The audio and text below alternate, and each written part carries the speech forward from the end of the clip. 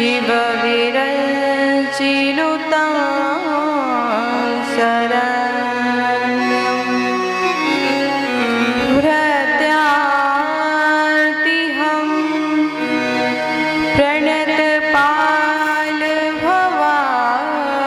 प्रणतपालभवाद्विभूतं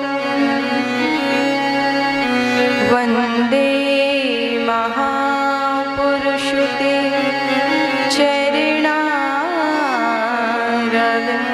चरणारविन्दम् वन्दे विदेहतनया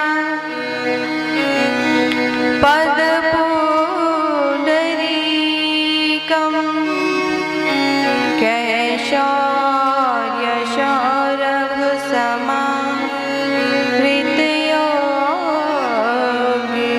कैशौर्यशौरभसमाहृतयोगिचेतं हन्तुं त्रतापमनिशम्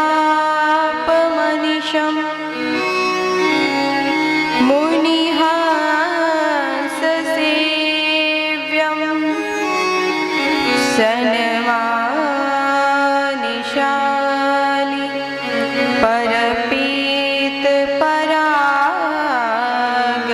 परपीतपरागपुण्यं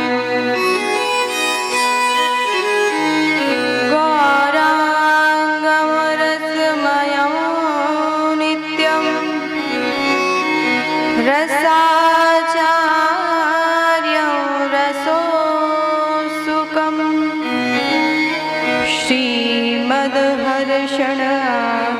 श्रीमद्हर्षणदेवाख्यं सद्गुरुं प्रणमाम्यहम्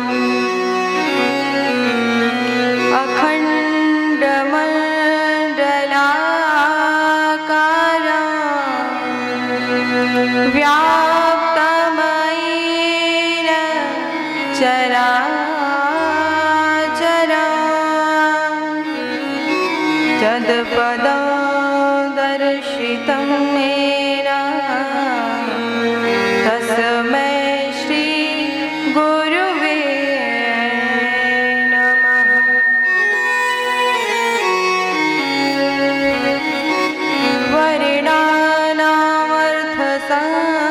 वर्णानामर्थसङ्घानां रसानां छन्दसामपि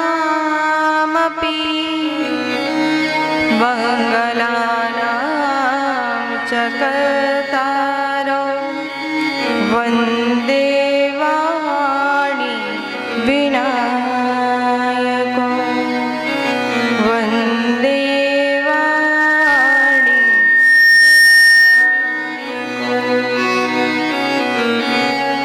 बोली श्री किशोरी जो की श्री रामलला सरकार की श्री जनकपुर धाम की श्री अवध धाम की ही से सब सुखी हो कोई न हो दुखारी सब हो निरोग भगवन धन धान्य के भंडारी सब भाद्र भाव देखे सन्मार्ग के पथिक हो दुखिया न कोई होवे सृष्टि में प्राणधारी ही से सब सुखी हो कोई न हो दुखारी सब हो निरोग भगवन धन धान्य के भंडारी सुखी बसे संसार में दुखिया रहे न को, यह अभिलाषा हम सबकी भगवन पूरी हो।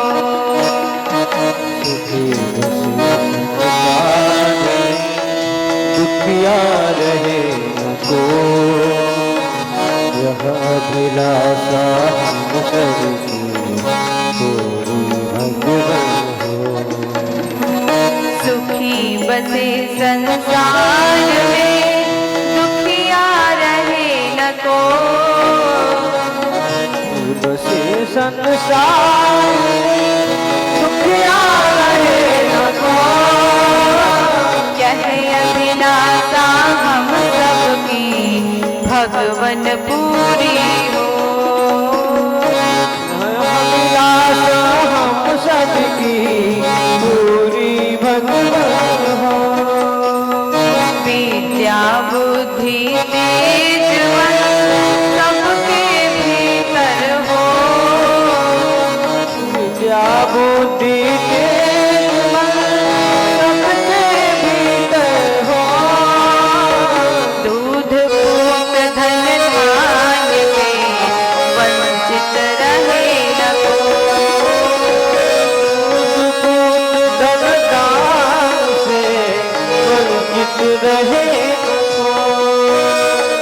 दूध पूत धन धान्य से वंचित रहे न को, दूध पूत धन दान से वंचित रहे न को। आपकी भक्ति प्रेम से मन होवे भरपूर, आपकी भक्ति प्रेम से मन होवे भरपूर। आपकी भक्ति प्रेम से मन होवे भरपूर, आपकी भक्ति प्रेम से मन होवे भरपूर। राग द्वेष से चित्त मेरा हो सौभाग्य दूर, राग दोष से चित्त मेरा को सौभाग्य दूर। राग द्वेष से चित्त मेरा को सौभाग्य दूर, राग द्वेष से चित्त मेरा को सौभाग्य दूर।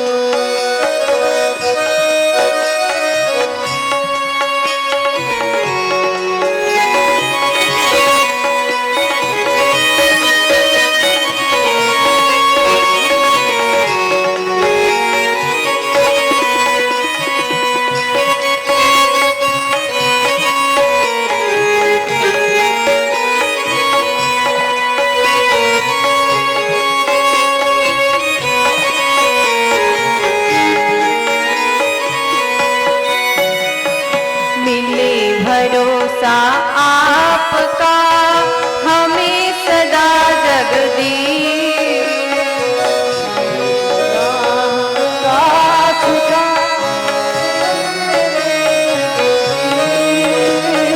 मिले भरोसा आपका हमें सदा जगदीश,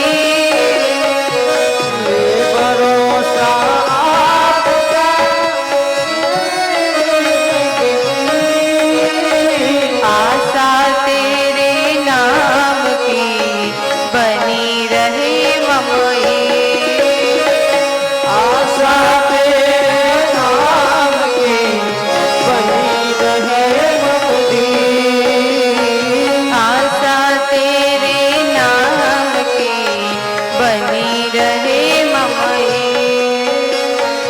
आशा तेरे नाम की बनी रहे ममदी। पाप से हमें बचाइए करके दया दया, पाप से हमें बचाइए करके दया दया।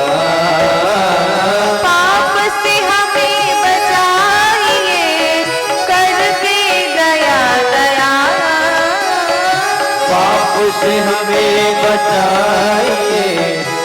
करके दया दया।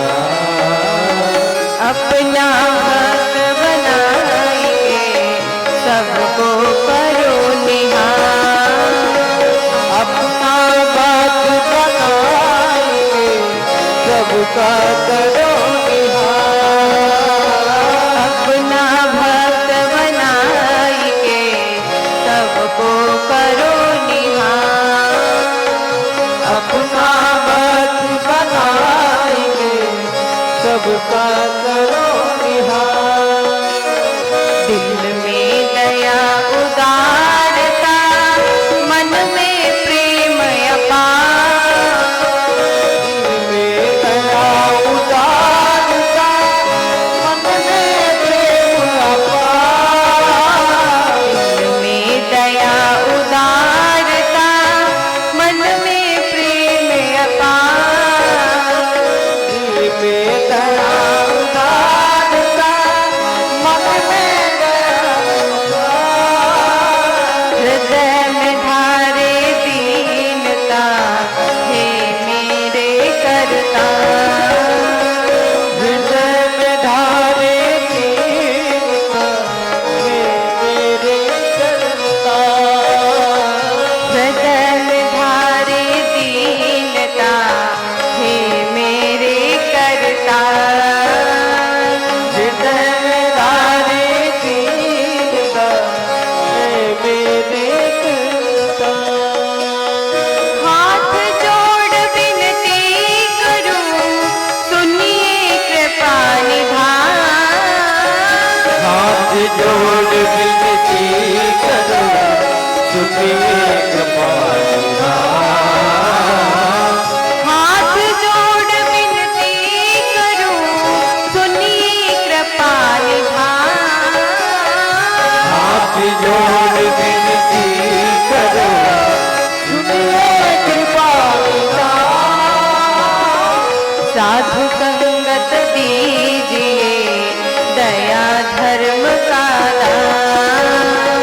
साधु संगत कीजिए दया धर्म का दान। साधु संगत दीजिए दया धर्म का दान। साधु संगत कीजिए दया धर्म का दान। साधु संगत दीजिए दया धर्म का दान। साधु संगत कीजिए दया धर्म का दान। हरे कृष्ण कृष्ण कृष्ण हरे हरे हरे कृष्ण कृष्ण कृष्ण हरे हरे। हरे राम राम राम हरे हरे। हरे राम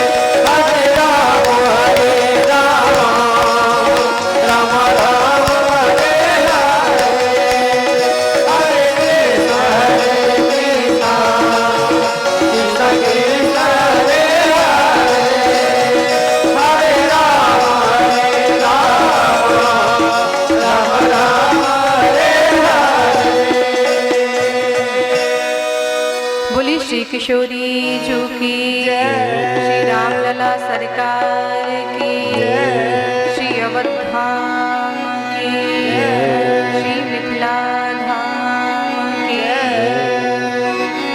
जय जय सीताराम, जय जय सीताराम।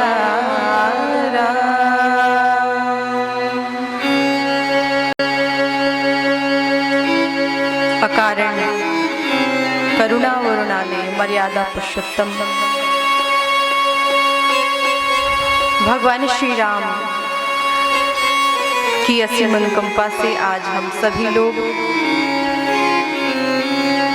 श्री किशोरी जी की कृपा,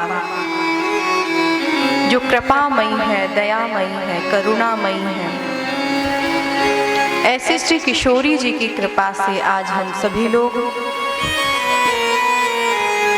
भगवान श्री राम की रसमयी कथा का रसास्वादन कर रहे हैं। श्री श्री 108 श्री राम कथा का आयोजन श्री राम जानकी मंदिर मनोकामना मंदिर में उपस्थित होकर भगवान की रसमयी कथा का रसास्वादन कर रहे हैं। ऐसे प्रभु श्री राम श्री किशोरी जी के चरणों में प्रणाम। मंचस्थ जितने भी संत वृंद भगवत प्रेमी हैं उन सभी को चरणों में प्रणाम। इस कार्यक्रम के जितने भी कार्यकर्ता हैं, जितने भी भक्तगण हैं, जितने भी महाराज श्री की कृपा पात्र हैं, श्री किशोरी जी के भक्त हैं, उन सभी के चरणों में प्रणाम करते हुए श्री साहेब सरकार, हमारे श्री महल सरकार, उनके भी चरणों में प्रणाम करते हुए भगवान श्री राम के परम भक्त श्री हनुमान जी महाराज, श्री हनुमत, उनके चरणों में प्रणाम करते हुए आज हम सभी लोग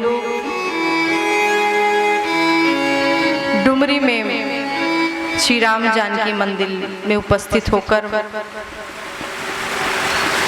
भगवान की रसमयी कथा का रसास्वादन कर रहे हैं। और जैसा कि आप सभी लोग दर्शन कर ही रहे हैं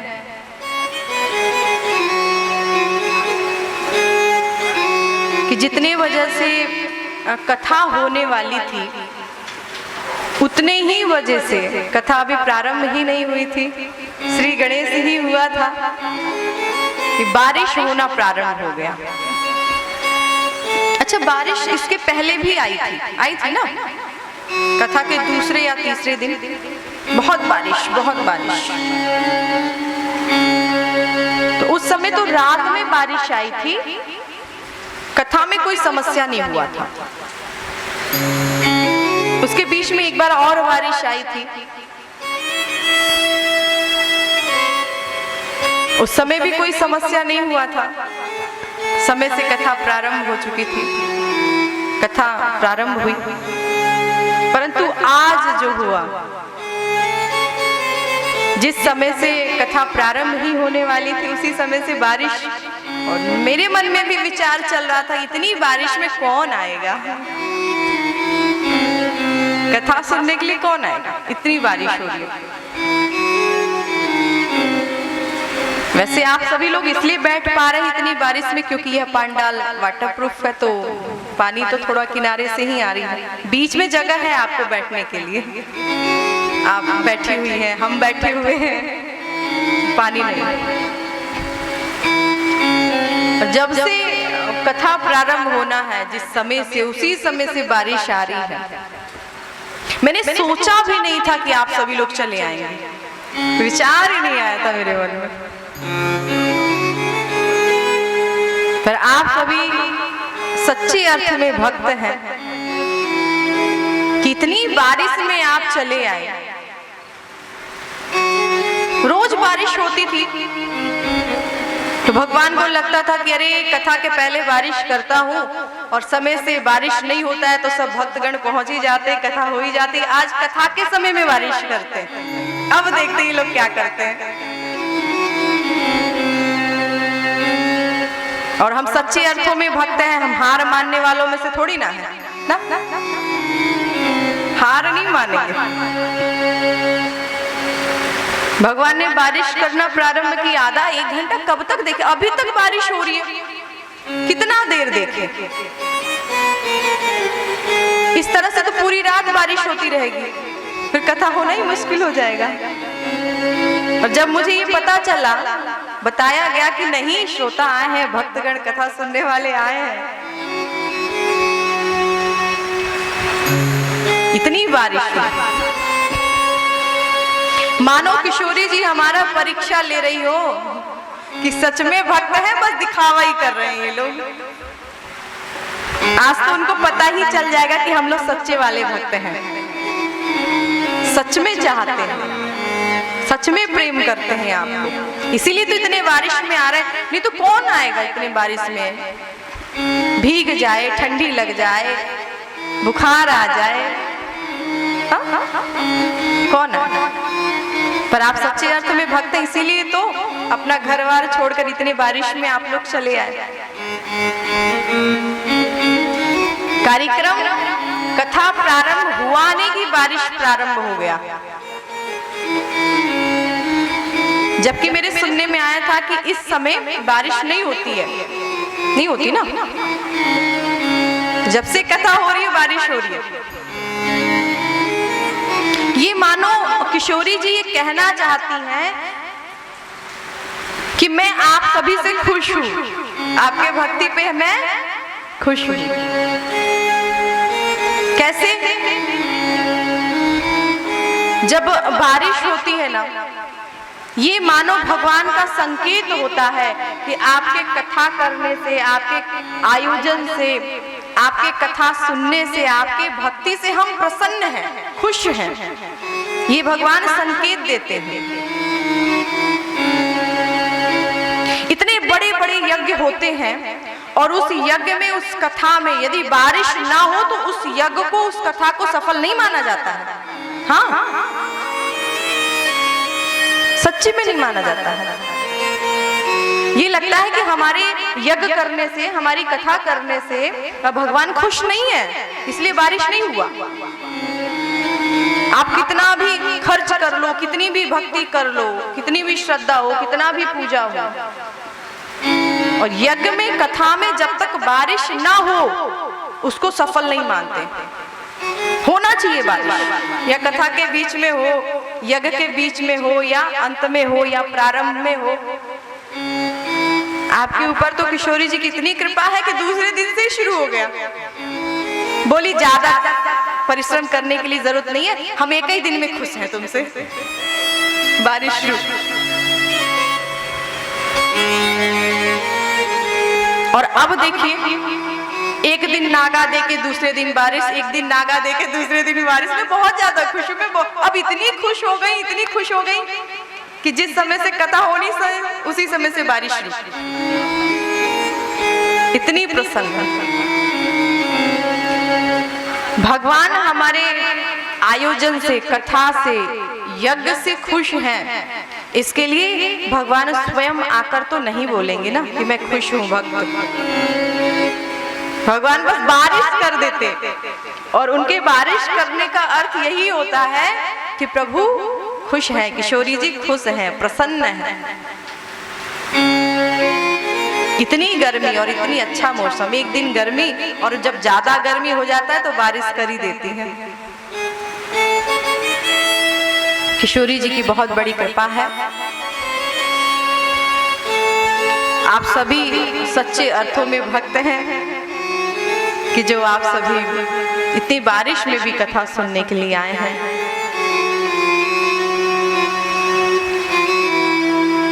भगवान श्री राम जी तीन गुणों के धाम हैं। भगवान बड़े सुंदर हैं।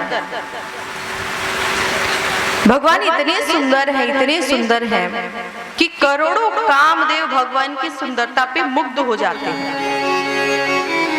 भगवान इतने सुंदर हैं। भगवान की सुंदरता को देखकर राक्षस भी खुश हो जाते हैं, राक्षस वो भी मुग्ध हो जाते हैं। जबकि ऐसा होता नहीं है। कोई पुरुष एक दूसरे पुरुष की सुंदरता देखकर थोड़ी ना मुग्ध होता है, कि होता है? बोलिए। एक स्त्री दूसरी स्त्री के सुंदरता देखकर थोड़ी ना मोहित हो जाती है। पर भगवान श्री राम इतने सुंदर लग रहे हैं कि उनकी सुंदरता को देखकर राक्षस भी मुग्ध हो जाते हैं। जब भगवान श्री राम का वनगमन हुआ, उस समय भगवान सबसे प्रथम खरदूषण का वध करते हैं। और जब युद्ध करने के लिए खरदूषण आते हैं, सामने खरदूषण ने राम जी को देखा है और देखने के बाद वो मुग्ध हो गया। खरदूषण कह रहा है इतने सुंदर हैं, इनको मारने का मन नहीं कर रहा है।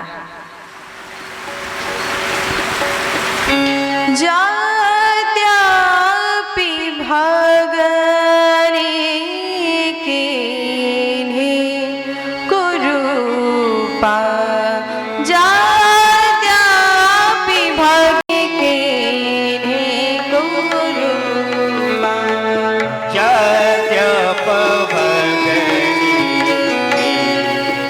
कुरूपा, जात्यापि भगने कीन्हि कुरूपा, जात्यपि भगनी कुरूपा, जात्यापि भगने कीन्हि कुरूपा,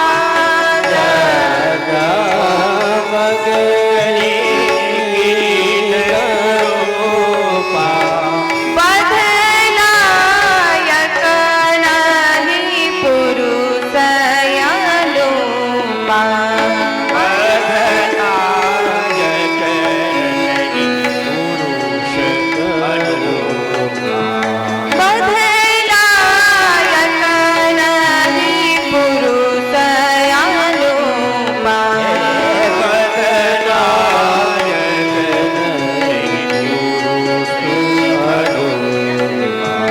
बधनायक नहि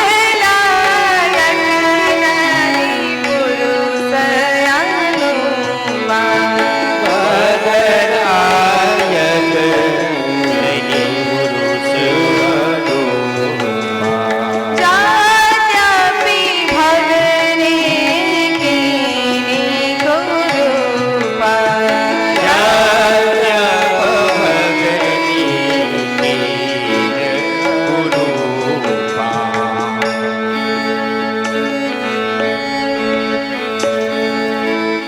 खरदूषण के सामने भगवान खड़े हैं और खरदूषण कहता है यद्यपि भगनी कीन कुरूपा, भले ही इन्होंने मेरी बहन का नाक कान काट के नकटी बना दिया हो, नाक कान काट दिया हो, पर उसके बाद भी यह मारने के योग्य नहीं है। क्यों? बोले ये सुंदर इतने हैं, ये इनको यदि हम मार देंगे तो इनकी सुंदरता कौन देख पाएगा? ये मारने के लायक नहीं तो देखने के लायक है, इतने सुंदर। खरदूषण ने अपने मंत्रियों को बोला और कहा कि राम जी से जाकर एक बार बोल दो कि यदि वो अपनी पत्नी हमको दे दे तो हम इनको छोड़ देंगे, हमारे मारने का मन नहीं है, हम मारना चाहते नहीं है इनको, इतने ये सुंदर लग रहे हैं। मेरी इच्छा तो मारने की है नहीं, पर यदि अपनी पत्नी को ये दे दे सीता जी को तो हम युद्ध नहीं करेंगे, हम इनको नहीं मारेंगे, हम इनको छोड़ देंगे, बोल दो एक बार जाकर। राम जी ने कहा ये तो बहुत अच्छी बात है कि आप हमें मारना नहीं चाहते हैं, आप हमें नहीं मारना चाहते, अच्छी बात है, पर सीता जी को दे दूं जी आपके मन में विचार आना ठीक नहीं है। हम युद्ध करने के लिए कभी पीछे नहीं हटते हैं। समरांगण में यदि काल भी आ जाए, रण में यदि काल भी आ जाए, तो भी हम युद्ध करने की क्षमता रखते हैं। हम रघुवंशी हैं, हम हार नहीं मानने वालों में से हैं। जीतेंगे या हारेंगे, पर युद्ध अवश्य करेंगे। युद्ध से कभी पीठ दिखा सकते नहीं हैं। हम युद्ध करेंगे। और भगवान श्री राम जी जाते हैं युद्ध करने के लिए। अब इससे आप विचार करें कि भगवान श्री राम इतने सुंदर हैं कि उनकी सुंदरता को देखकर राक्षस भी मुग्ध हो जाता है। ये इतने सुंदर है, इनको मारने का मन नहीं कर रहा है। गोस्वामी तुलसीदास जी कहते हैं, राम लखन दो बंधुवर, रूप शील बल धाम। भगवान राम और लक्ष्मण जी 3 गुणों के भंडार हैं। कौन कौन सा गुण? रूप, शील और बल। भगवान श्री राम के अंदर ये 3 गुण हैं, और 3 गुण ही नहीं है बल्कि ये तीनों गुणों के धाम हैं। रूप, शील और बल के धाम हैं। रूप, भगवान राम जी इतने सुंदर हैं। आप सभी को ज्ञात है कि जनकपुरी की प्रजा, जनकपुरी के नर नारी पागलों की तरह भगवान राम के पीछे दौड़ते थे। बालक वृद्ध सब दौड़ लेते थे भगवान राम जी को देखकर। भगवान राम जी ने अपने रूप के बल पर उन्होंने जनक के हृदय को जीत लिया है। जनक जी के हृदय को, सुनैना जी के हृदय को उन्होंने जीता है। यहाँ तक कि भगवान राम जी ने पूरे जनकपुर वासियों के हृदय को जीता है। किसके बल पर? अपनी सुंदरता के बल पे, अपने रूप के बल पे। भगवान श्री राम ने अपने शील से अयोध्या की प्रजाओं को जीता है। अयोध्या के लोग किससे जीते गए? भगवान राम के शील से। माता पिता किससे जीते गए? भगवान राम जी को उनके माता पिता क्यों प्रेम करते थे, क्यों चाहते थे, क्यों मुग्ध थे? क्योंकि भगवान श्री राम के अंदर शील है, मर्यादा है। आप कितने भी सुंदर हो, विश्व सुंदरी हो, विश्व सुंदरा हो, कुछ भी हो, चाहे सुंदर हो चाहे सुंदरा हो, पर माता पिता के सामने खड़े हो जाओ तो ये कहेगा छछूंदर जैसा लग रहा है। वो कभी आपको सुंदर कहने वाले है नहीं। उनको नहीं जीत सकते हो, कितने भी खूबसूरत लगो। उनको क्या चाहिए? आपका शील चाहिए, आपका स्वभाव चाहिए, आपकी मर्यादा चाहिए। माता पिता को जीतना हो तो मर्यादित रहिए, कहने में रहिए, कहे अनुसार चलिए। अब माता पिता ये नहीं कहेंगे कि विश्व सुंदरी पैदा हो गई है, लाओ इनके अच्छत फूल से इनकी पूजा ही कर दो, इतनी सुंदर है ये थोड़ी ना। कोई माता पिता नहीं करता, कोई। उनको जीतने के लिए शील चाहिए।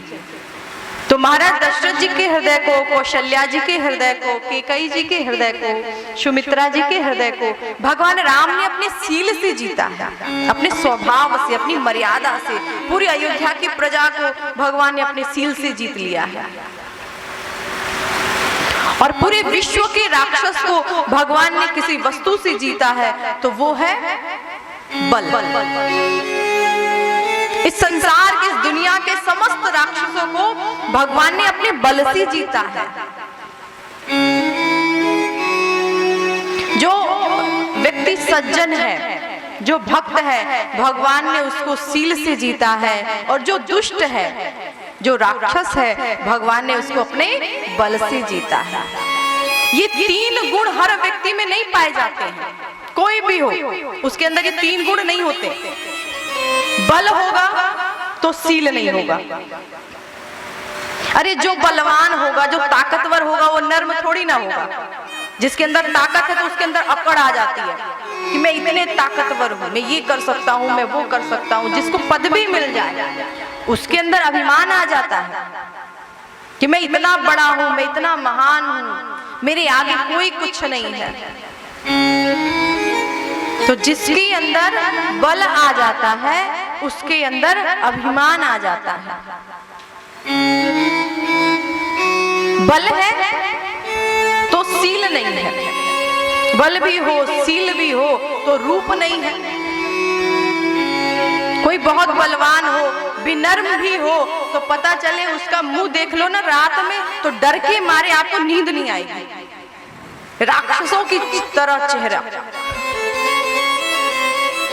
दांत निकला हुआ काला काला, देख लो तो डर जाओ।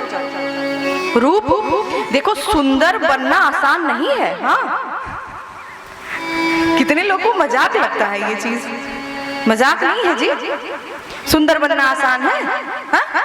ऐसे ही सुंदर हो, इतना पुण्य जो किया है इसलिए सुंदर है। ये पुण्यों का परिणाम है। ये ऐसे व्यक्ति कोई सुंदर ऐसे नहीं होता है क्योंकि आप स्वयं थोड़ी ना हो सकते हो। कौन नहीं चाहता कि हम सुंदर हो जाएं? हाँ, कोई भी चाहता है। सुंदर हम कब होते हैं? जब हम ज्यादा दान पुण्य करते हैं। जो व्यक्ति जितना अन्न का दान करता है वो उतना ही सुंदर होता है। अन्न दान जितना आप कर दें, आटा दाल चावल गेहूं, इस जन्म में तो नहीं होंगे पर यह है कि अगला जन्म में पक्का होने वाले हैं। और यदि इस जन्म में आप सुंदर हैं, अच्छे हैं, तो इसका मतलब है आपने पूर्व जन्म में बहुत दान पुण्य किया है, अन्न का दान किया है। अन्न के दान को करने से क्या होता है? गरुड़ पुराण में लिखा है, हाँ, कि जो व्यक्ति अन्न का दान करता है वो सुंदर होता है। पहले जो करता है वो इस जन्म में सुंदर होता है और इस जन्म में करोगे तो फिर अगले जन्म में सुंदर होने वाले हो। इसीलिए प्रत्येक व्यक्ति को दान पुण्य करना चाहिए। भगवान श्री राम सुंदर भी हैं, रूपवान भी हैं, बल भी है उनके अंदर और शील भी है उनके अंदर। भगवान राम जी की मर्यादा से समस्त अयोध्या की प्रजा, समस्त साधु संत, जितने भी साधु संत मिले ना भगवान राम से, सब उनके शील से प्रेम करते हैं भगवान के। तो भगवान राम जी मर्यादा पुरुषोत्तम थे और इन्होंने मर्यादा के बल पे समस्त व्यक्ति के हृदय में एक जगह बनाई है, एक स्थान बनाया है। भगवान श्री राम जब मुस्कुराते हैं तो माया होता है, माया आ जाती है जब भगवान मुस्कुराते हैं। और भगवान कृष्ण जब बांसुरी बजाते हैं, भगवान कृष्ण, तो जितने भी गोपियां हैं, जितने भी देवताओं की स्त्रियां हैं, सब मुग्ध हो जाती थी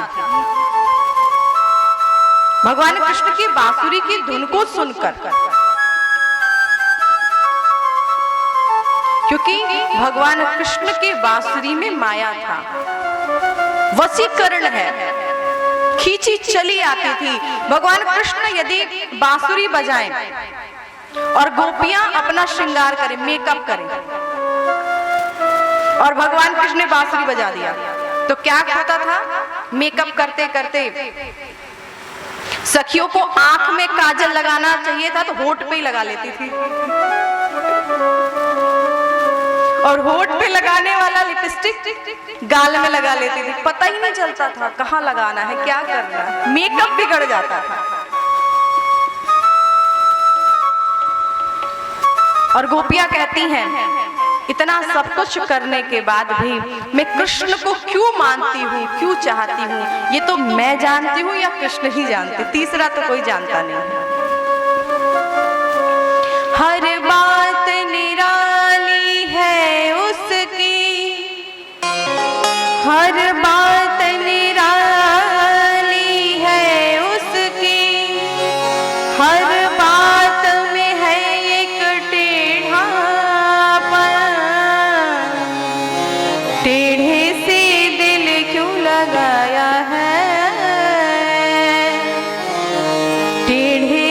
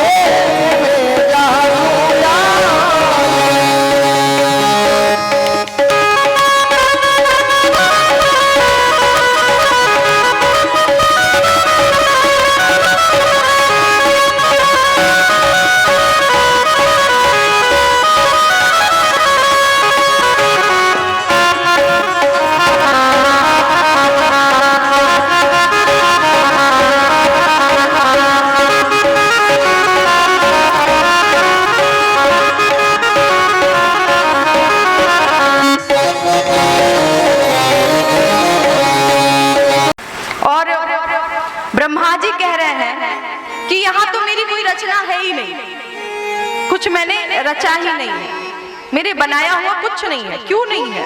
और यदि हमने यहाँ पे रचना नहीं किया, हमने नहीं बनाया, तो फिर ये बना कैसे, हुआ कैसे? यहाँ की रचना किसने किया? ब्रह्मा जी को विचार करना चाहिए ना।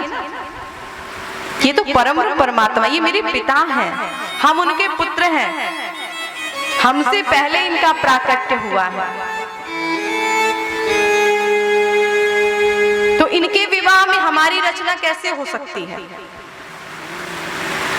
तो जैसे एक पुत्र अपने माता पिता के लिए सोचता है विवाह के विषय में, मैं क्यों नहीं हूँ, वैसे ही आज ब्रह्मा जी विचार कर रहे हैं मेरी रचना क्यों नहीं है, मेरी सृष्टि क्यों नहीं है यहाँ पर। और फिर ब्रह्मा जी विधि विधान के अनुसार ब्रह्मा जी ने विवाह संपन्न किया है। विवाह के बाद जीवनार होता है, भगवान श्री राम का भी जीवनार हुआ। और जीवनार के समय आप सभी को ज्ञात है कि दूल्हा जब भोजन करते हैं तो गाली सुनाया जाता है। थके थकाए बेचारे शादी ब्याह करके थके थकाए 2-4 घंटे क्या पूरा दिन भूखे प्यासे रहना पड़ता है, व्रत। उसके बाद तो बेचारे को खाना मिला है, भोजन मिला है। अब इस भोजन कर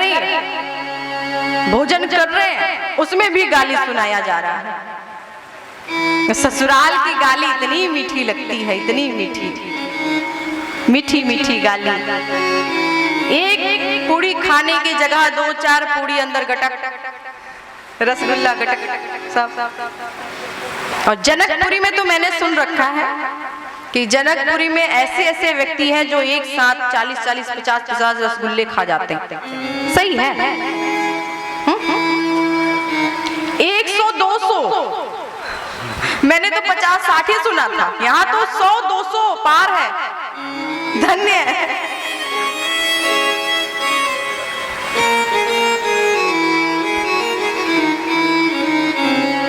ऐसे लगता है जैसे कितने दिन के भूखे हैं ये लोग। केवल ये पता लगाते रहते शादी कहाँ हो रही है, पता लगाते रहते शादी है कहाँ, और जहां बाराती हो, जहां शादी हो, जहां बारात जारी हो, बस उसी में मिल जाएंगे, पहुंच जाएंगे, दूल्हे की तरफ से आए हैं। और एक व्यक्ति तो ऐसा था, वो घर में खाना खाता ही नहीं था, उसका यही धंधा था, यही उसका कारोबार था। कौन सा? बोले खाने के लिए कमाना पड़ता है, क्या फायदा कमाने से, कोई मतलब नहीं है। महीने में यदि 20 शादी में चले गए ना तो अपना खर्चा तो निकल ही जाता है।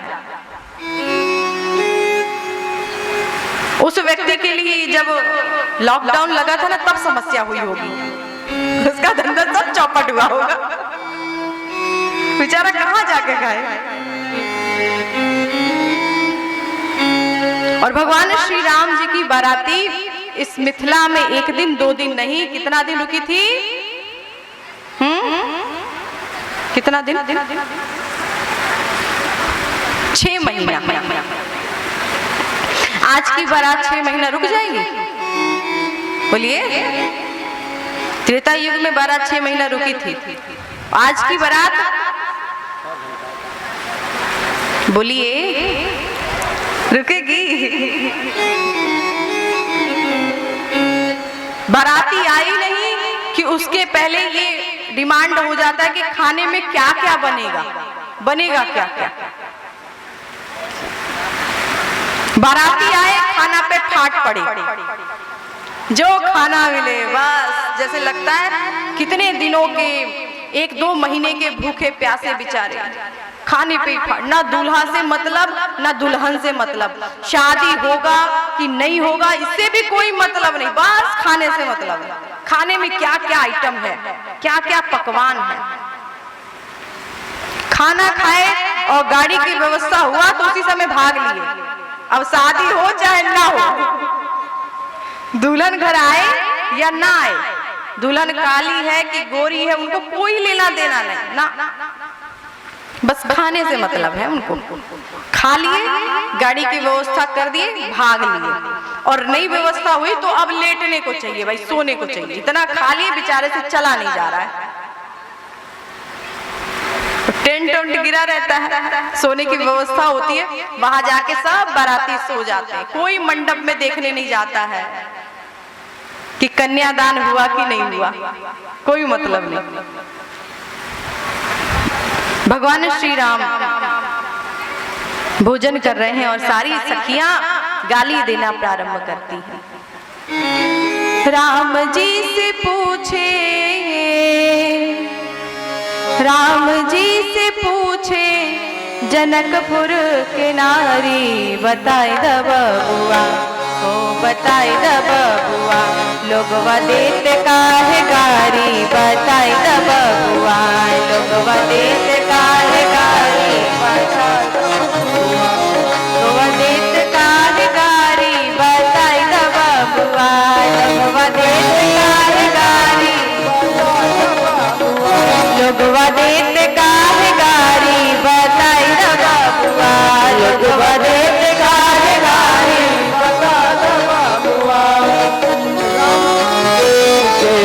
राम जी से पूछे जनकपुर के नारे, बता दबा वो बता दबा लग बटे लाए गाड़ी, बता दबा हुआ लग बटे लाए गाड़ी, बता दबा हुआ।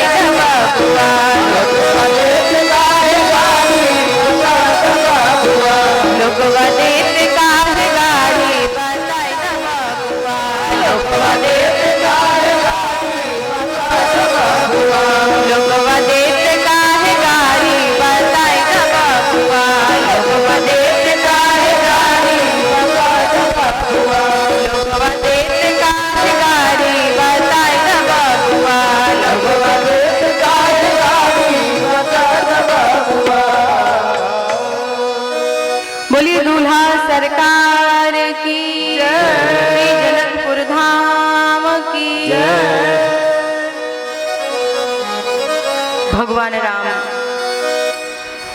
जी का जीवनार हुआ। भगवान श्री राम ने भोजन पाया है,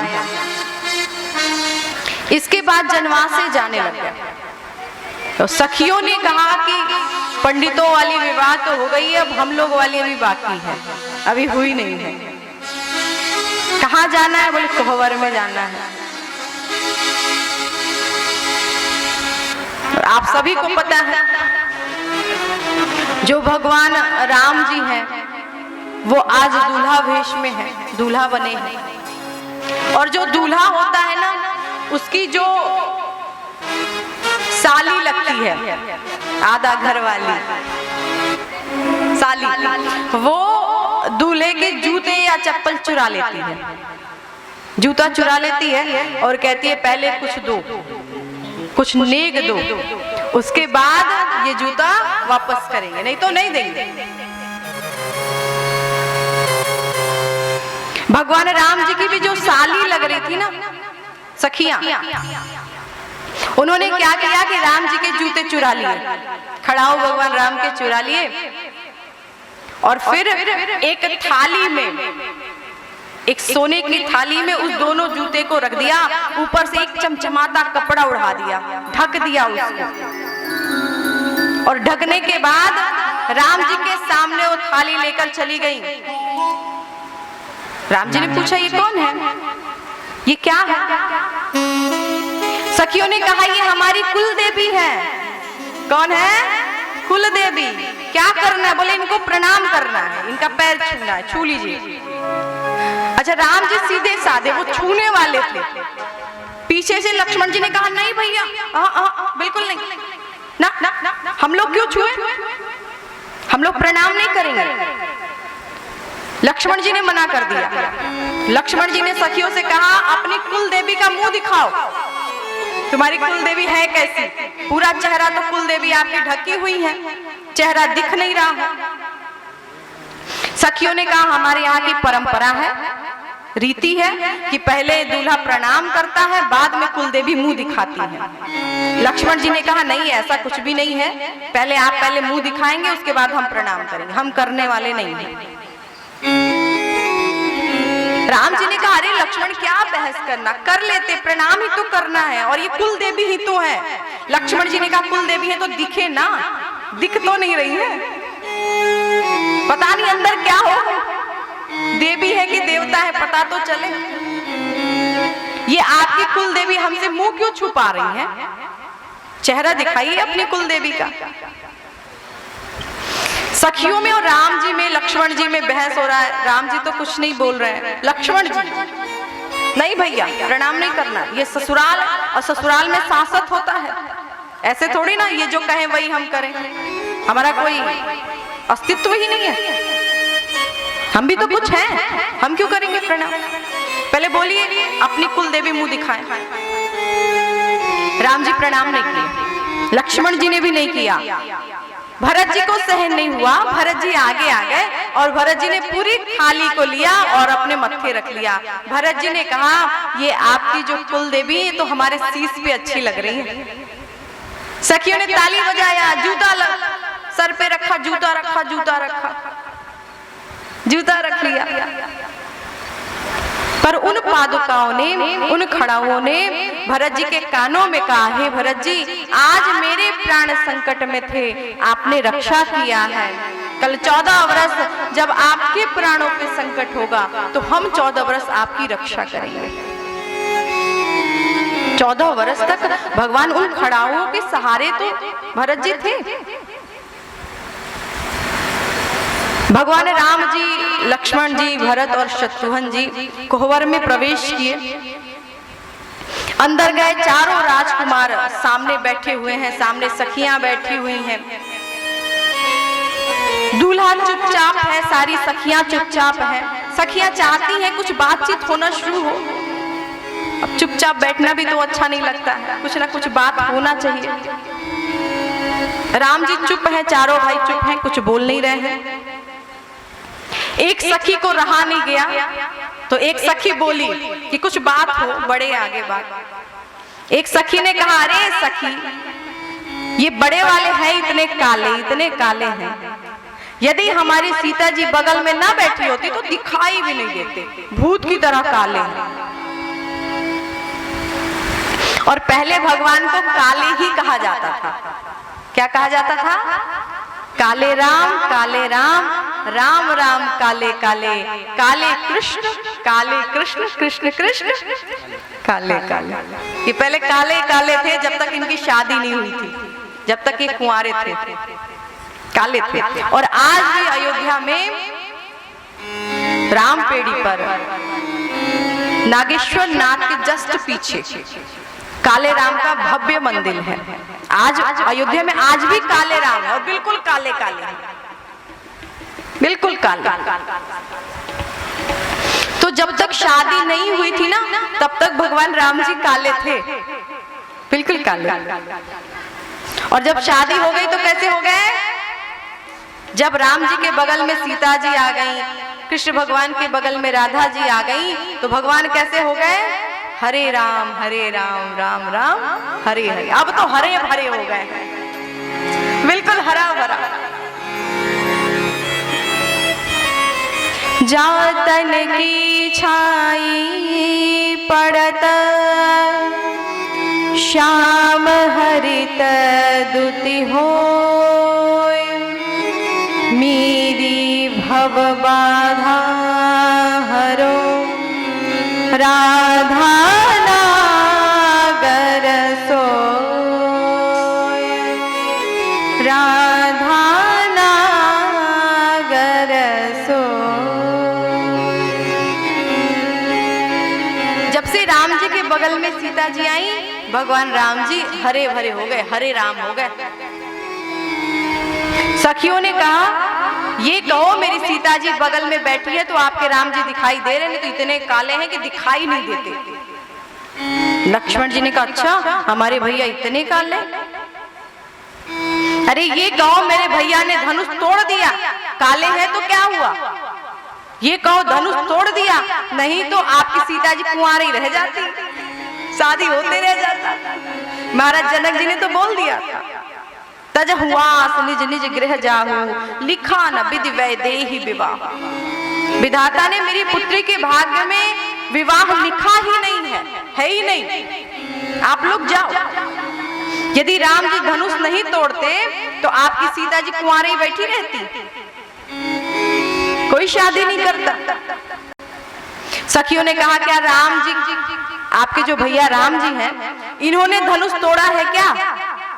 लक्ष्मण जी ने कहा, ना ना ना, मेरे भैया ने कहा धनुष तोड़ा, तू ही तोड़ी थी, मेरे भैया ने थोड़ी ना तोड़ा था, तू जाके तोड़ के आई थी। सखियों ने कहा, रहने दो, आपके भैया ने धनुष नहीं तोड़ा, वो तो मेरी सीता जी ने शंकर जी को मनाया, गणेश जी को मनाया, पार्वती जी को मनाया, उनकी कृपा से धनुष टूट गया। इन्होंने धनुष नहीं तोड़ा, वो तो शंकर जी की कृपा है, गणेश भगवान की कृपा है, उनकी कृपा से धनुष टूट गया। और रही बात इनकी वीरता की, तो इनकी वीरता हम पुष्पवाटिका में देख लिए थे। एक दोना फूल तोड़ने में इनको पसीना आ रहा था, एक दोना फूल, कितना? इतना सा तो फूल तोड़ना था, थोड़ा सा। और उस फूल तोड़ने में, उस फूल तोड़ने के परिश्रम से भगवान राम जी को पसीना आ रहा था मत्थे पर। भाल तिलक श्रम बिंदु सुहाय, पसीना आ रहा है मत्थे पर। सखियों ने कहा, इनकी वीरता हम पुष्पवाटिका में देख लिए थे, एक दोना फूल तोड़ने में तो इनको पसीना आ रहा था, ये क्या धनुष तोड़ेंगे? इतने थोड़ी ना वीर है कि धनुष तोड़ दे। लक्ष्मण जी ने कहा, तुझे पता है कि भगवान श्री राम ने अहिल्या का भी उद्धार किया है, तो अहिल्या का भी उद्धार तू कराई थी, या तेरी सीता जी ने किया है, या तेरे शंकर जी पार्वती जी ने किया है? किसने किया है? सखियों ने कहा,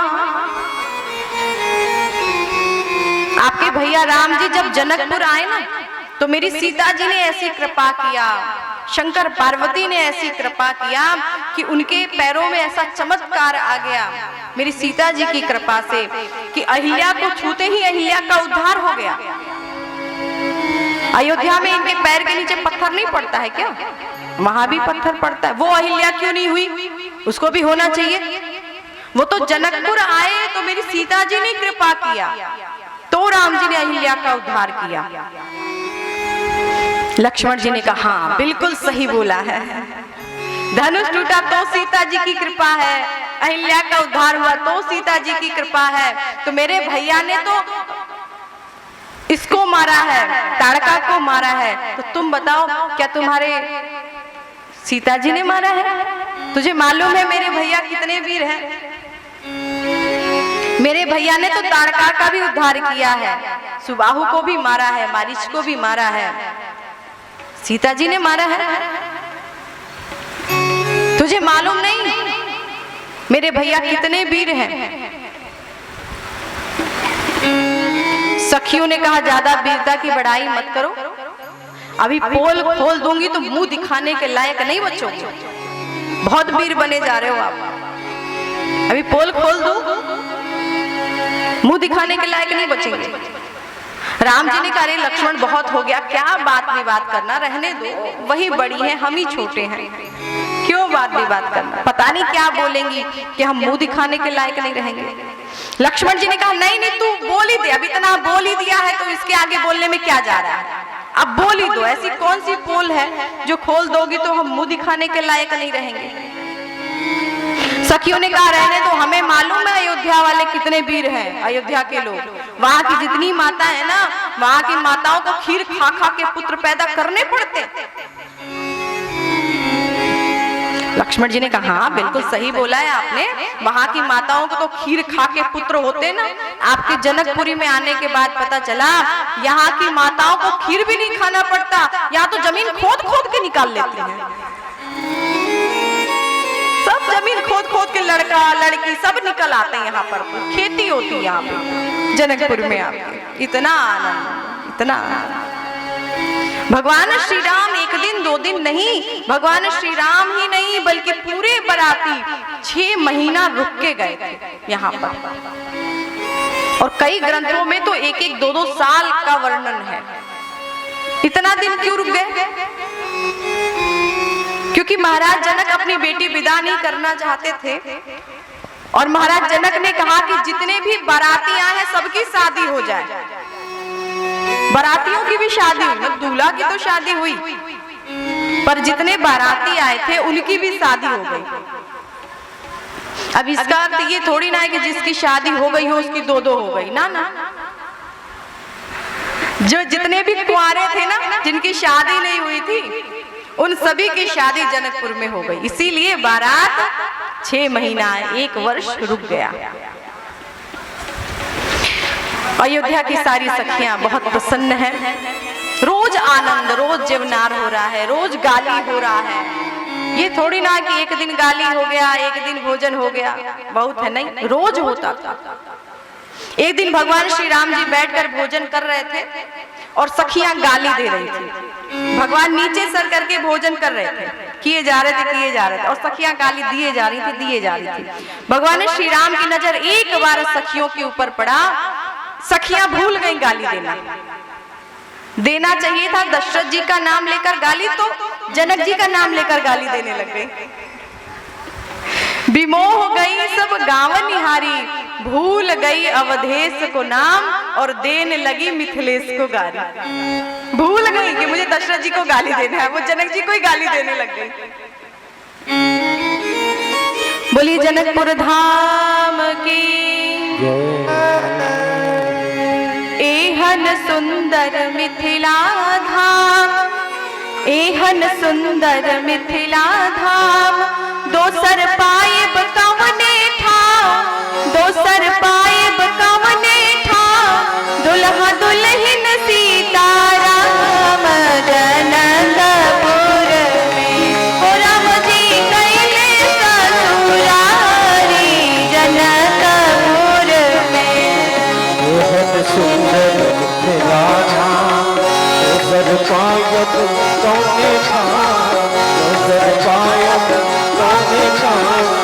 दुल्हा दुल्हन सीताराम राम जी कैले ससुरारी जनकपुर में। राम जी ससुरारी जनकपुर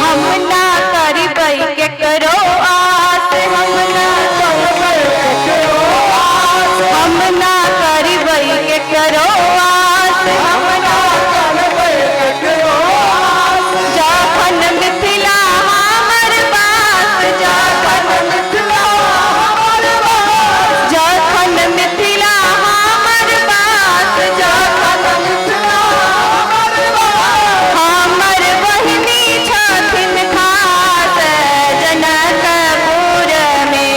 हो राम जी कैले ससुरारी जनकपुर में। हम सुंदर मिथिला दोसर पायब सोनका, दोसर पायब सोनका। दुल्हा दुल्हन सीताराम जनकपुर में। दुल्हा दुल्हन सीताराम जनकपुर में।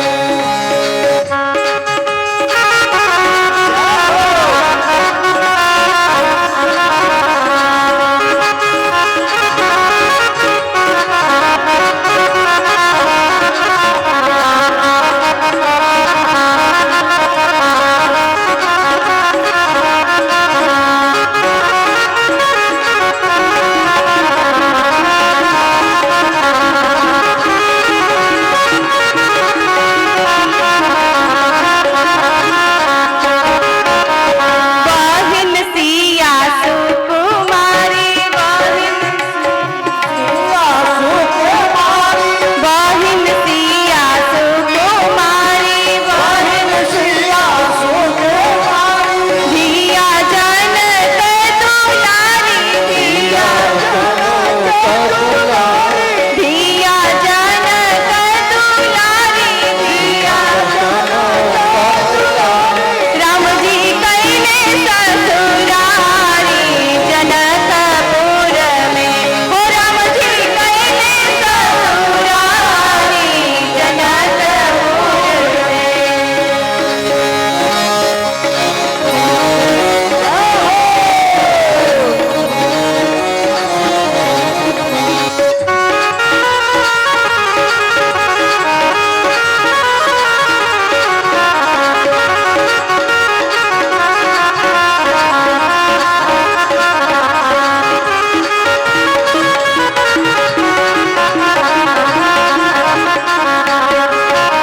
गंगा सागर स्नान, गंगा सागर स्नान, गंगा सागर स्नान, गंगा सागर स्नान। दर्शन करबाई भगवान, दर्शन करबाई भगवान, दर्शन करबाई भगवान, दर्शन सुनबै मिथिला पुराण जनकपुर में।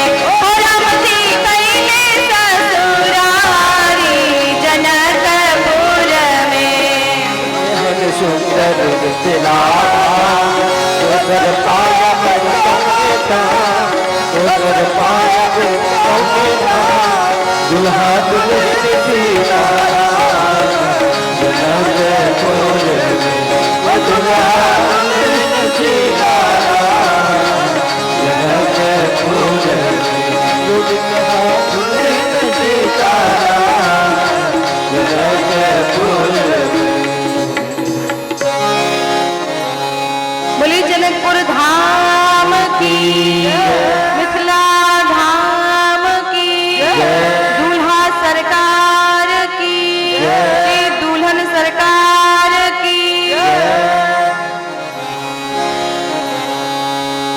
श्री राम जी का विवाह बहुत आनंदित से जनकपुरी में संपन्न होता है। आप सभी को ज्ञात है कि जितना आनंद, जितना सुख विवाह में होता है, इतना ही दुख, उससे कई गुना अधिक दुख विदाई में होता है। और जहां पर श्री सीता जी की विदाई हो रही हो, सीता जी विदा होकर जा रही हो, वहां की स्थिति क्या होगी?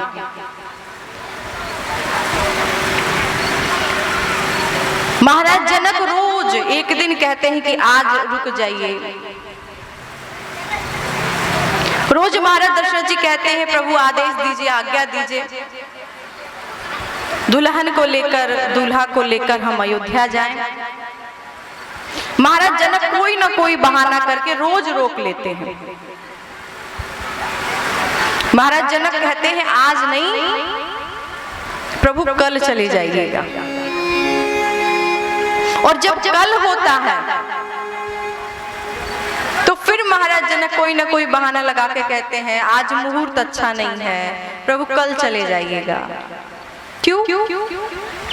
क्योंकि महाराज जनक को ये पता है कि यदि महाराज दशरथ जी गए, भगवान राम गए, यदि बाराती गई तो मेरी पुत्री भी साथ में जाने वाली है।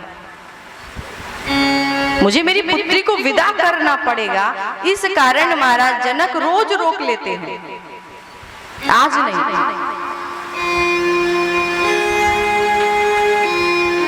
रोज एक एक दिन बहाना करते हैं। कभी मुहूर्त नहीं है तो कभी सतानंद जी से पूछा नहीं है, तो आज इनकी माँ की इच्छा नहीं है, आज हमारी स्वयं की इच्छा नहीं है। ऐसे करते करते, बहाना करते करते महाराज जनक 6 महीना तक बाराती को रोके। पर एक पिता अपनी पुत्री को कब तक रोक सकता है? कुंवारी है तब तो ठीक है, यदि विवाह हो जाए उसके बाद एक पिता अपनी पुत्री को घर कब तक रखेगा? 1 दिन, 2 दिन, 4 दिन, 10 दिन? वो तो महाराज जनक थे, राजा थे, विदेह थे। 6 महीना रोक लिए, किसी ने कुछ बोला नहीं, किसी ने कुछ कहा नहीं। आज के समय में आप अपनी बेटी की शादी करके रोक लें, लोग तो यही कहेंगे ना, विदा क्यों नहीं कर रहे? जरूर कोई कारण होगा, कोई वजह होगा, किस कारण नहीं विदा कर रहे? ये किससे कहते फिरेंगे कि मैं अपनी बेटी से बहुत प्रेम करता हूँ, बहुत स्नेह करती हूँ, मैं विदा नहीं करना चाहती। वो महाराज जनक की बेटी हो या आपकी बेटी हो, विदा तो सबको एक दिन करना है। महाराज जनक एक एक दिन बहाना कर करके थक गए। और आज महाराज जनक ने निर्णय किया है किशोरी जी को भेजने के लिए। महाराज दशरथ जी ने कहा प्रभु आज बहुत हुआ, इतने दिनों से हम अयोध्या की सारी प्रजा यहाँ पर है, हम यहाँ हैं, गुरु वशिष्ठ जी यहाँ हैं, अयोध्या सूनी है, अयोध्या में हमारी आवश्यकता है, आप हमें जाने दीजिए। महाराज जनक ये समझ चुके हैं कि रोज रोक रहे हैं, कब तक बहाना करें, कब तक रोकें? आज अपनी बेटी को विदा करना ही पड़ेगा।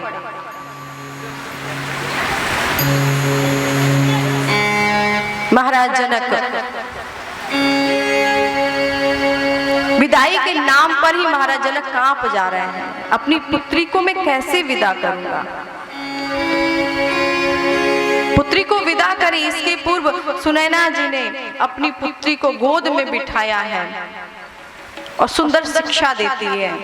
हे पुत्री, सास ससुर गुरु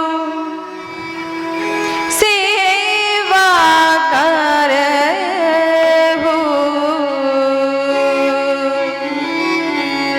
सास ससुर गुरु सेवा करहु, सास ससुर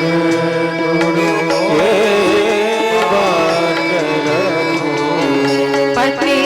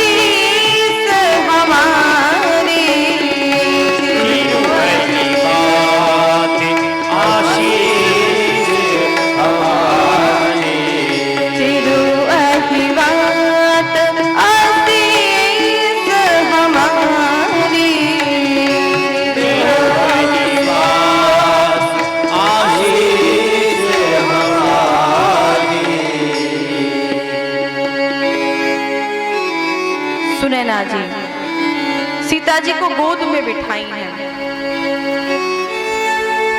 और फिर शिक्षा देती हैं, पुत्री आप जगत जननी हो, भवानी हो। ये तो ठीक नहीं कि मैं आपको उपदेश दूं, पर हे बेटी मेरा ये धर्म बनता है, मेरा दायित्व बनता है कि जब हम तुमको विदा करें तो हम तुमको एक स्त्री धर्म, आपको क्या करना है क्या नहीं करना है, आपको जीवन में कैसे व्यतीत करना है, ये हम आपको बता सकें। ये हमारा दायित्व बनता है, ये हमारा धर्म बनता है। मैं अपने धर्म का निर्वाह कर रही हूँ, क्योंकि बेटी अभी तक तो कुंवारी थी, जैसे इच्छा करे आप रह लेती थी। एक बेटी जब कुंवारी हो, जब मन करता है तब सोकर उठती है, 10 बजे 11 बजे 12 बजे, जब मन करता है तब भोजन करती है, जब उसकी इच्छा होती है वो स्नान करती है, जब जो उसकी जो भी इच्छा होती है वो काम करती है। पर उसी बेटी की यदि शादी हो जाए, जब वो ससुराल जाती है, तो आपको क्या लगता है कि वो 10 बजे 11 बजे वो उठ सकती है? वो उठेगी? उसके सास ससुर उसको इतनी छूट दे देंगे कि तेरा जब मन करे, तू थकी है, तूने रात में काम किया है, तेरा मन नहीं है तो सोई रहे। घर का सारा काम मां करती है, सब कुछ, झाड़ू पोछा बर्तन। मेरी बेटी थकी है, नहीं उठेगी। वही बेटी विदा होकर जाती है तो ससुराल में भी उसकी सास ये सोचेगी कि अरे सो रही है, कोई नहीं मैं कर लेती हूँ। उस समय तो उसको स्वयं को ये लगेगा कि ये मेरी सासू माँ उठकर सुबह से काम कर रही है, वो नींद छोड़कर वो उठना, कितना भी नींद आ रहा हो, कितनी भी थकी हुई हो, यदि सो भी जाए, पुत्री की भांति यदि प्रेम करने वाली सास हो तब तो ठीक है। दूसरी तरफ से देखा जाए तो उसका धर्म भी तो नहीं ये कह रहा है ना, क्योंकि जो जन्म देते हैं और विवाह होने के बाद दोनों माता पिता में बड़ा अंतर हो जाता है। विवाह होने के बाद लोग यही कहते हैं, जो जिसने तुझे पैदा किया है, जिसने तुझे जन्म दिया है, वो बस यूं ही है, बस उसने जन्म दे दिया।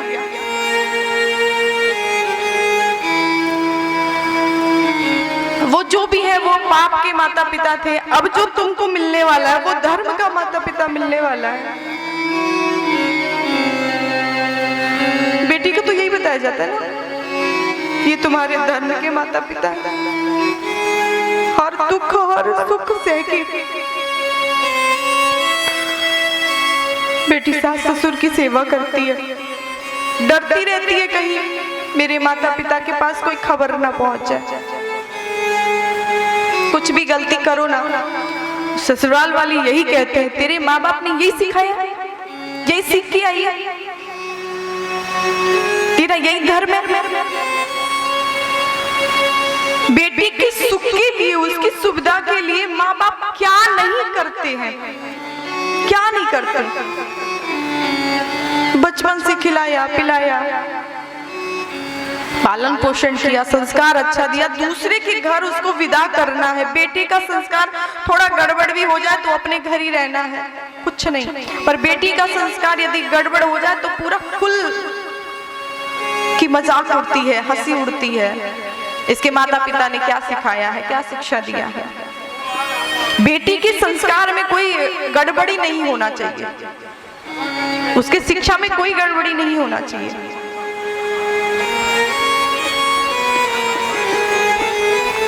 बेटी कहीं जा नहीं सकती है, बेटा जा सकता है, रात में 10-11 बज गया, बेटे के लिए कोई बात नहीं, बेटी के लिए 10-11 बज जाए तो माता पिता को कष्ट होगा। दूसरे के घर में जाना है, इसको कहाँ जाना है? पराए घर जाना है। बेटी अपनी नहीं है, वो पराई है। माता पिता यही कहते हैं, अरे इसको कौन रखेगा, ये पराया धन है, इसको इतनी जाना है, इसको रख नहीं सकते। और जिस ससुराल में जाओ ना, तो वहां पे ससुराल वाले कहते हैं पराए घर से आई है, अपनी नहीं है, ये हमारी बेटी थोड़ी ना है। माँ बाप कहते हैं कि पराए घर जाना है, ये पराए घर जाएगी। और उस पराए घर में भी चले जाओ तो कोई ये नहीं कहता है कि ये अपनी है, नहीं बोलती तो दूसरे के घर से आई हुई है, ये अपनी बेटी थोड़ी ना है।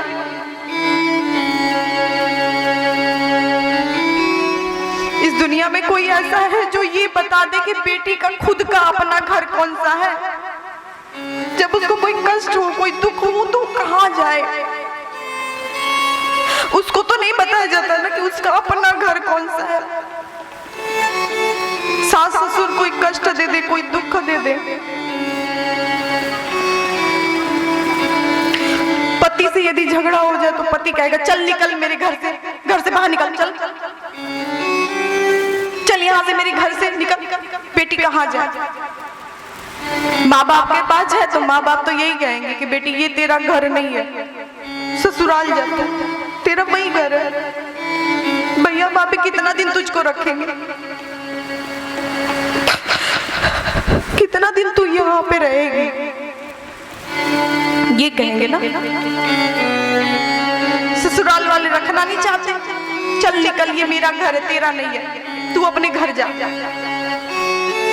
माँ बाप भी नहीं कहते बेटी ये तेरा घर है, तू यहाँ रह लेना, वो कहते ये तेरा घर नहीं है।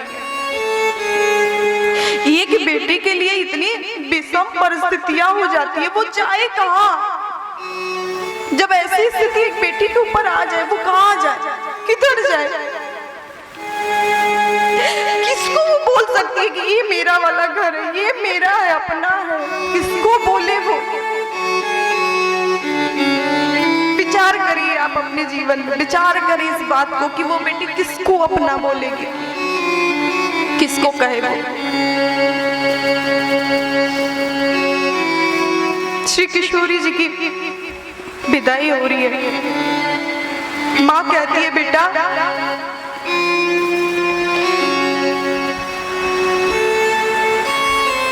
स्त्रियों की परीक्षा कई समय में होता है, स्त्रियों को हर समय परीक्षा से गुजरना पड़ता है। स्त्री का जो जीवन है वो पराधीन है, वो स्वतंत्र नहीं है ना, स्वतंत्र वो है ही नहीं। कुछ भी कर ले वो स्वतंत्र नहीं रह सकते, परतंत्र है, दूसरे के वश में रहती है। हर समय लड़कियां दूसरे के वश में। जब वो लड़की है, कुंवारी है, तो माँ बाप के बस में है वो। माँ बाप जो बोलेंगे वो उसको करना है, अच्छा हो या बुरा हो। भाई जो बोले वो उसको करना।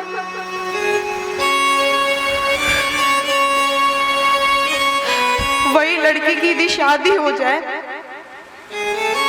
अब वो किसके मन से चलेगी? जो उसके पति बोलेंगे वो उसे करना है, जो उसके सास ससुर बोले वो करे। उसका खुद का कोई मन है कि नहीं है? यदि वो कुछ भी करना चाहे तो वो क्या कर सकती है? इतनी छूट है? नहीं है। क्यों नहीं है? क्योंकि वो स्वतंत्र नहीं है भाई, वो कुछ नहीं कर सकती।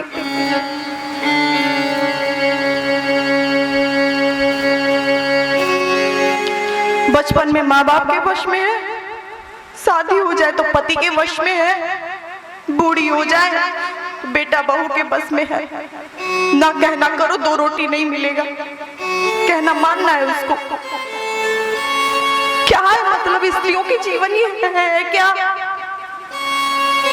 सब कुछ तो करती है दूसरे के लिए औरत और लड़कियां जीती है, अपने लिए कहाँ जीती है, दूसरे के लिए हर समय जीती है। मुझे कोई कष्ट हो जाए, मुझे कोई दुख हो जाए, मेरे माँ बाप को कोई कष्ट नहीं होना चाहिए, कोई दुख नहीं होना चाहिए। सुनैना जी कहती है, बेटी धीरज धरम मित्र अरुणारी,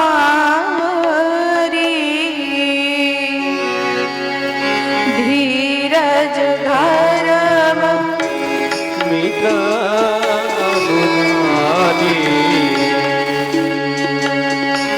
धीरज धरम मित्र अरुणारी, आपत्काल रखिए चारी, आपत्तिकाल रखिए चारी, आपत्काल रखिए चारी, आपत्तिकाल रखिए चारी,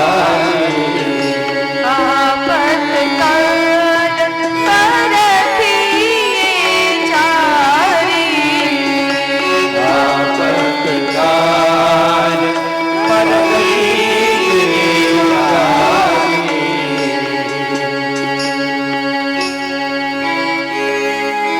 सुनैना जी कहती है, बेटी धीरज धर्म मित्र अरुणारी। जब पुरुष के ऊपर कोई आपत्ति पड़ती है ना, विपत्ति पड़ती है, जब कोई दुख पड़ता है, जब कष्ट पड़ता है, तो स्त्री का परीक्षा होता है।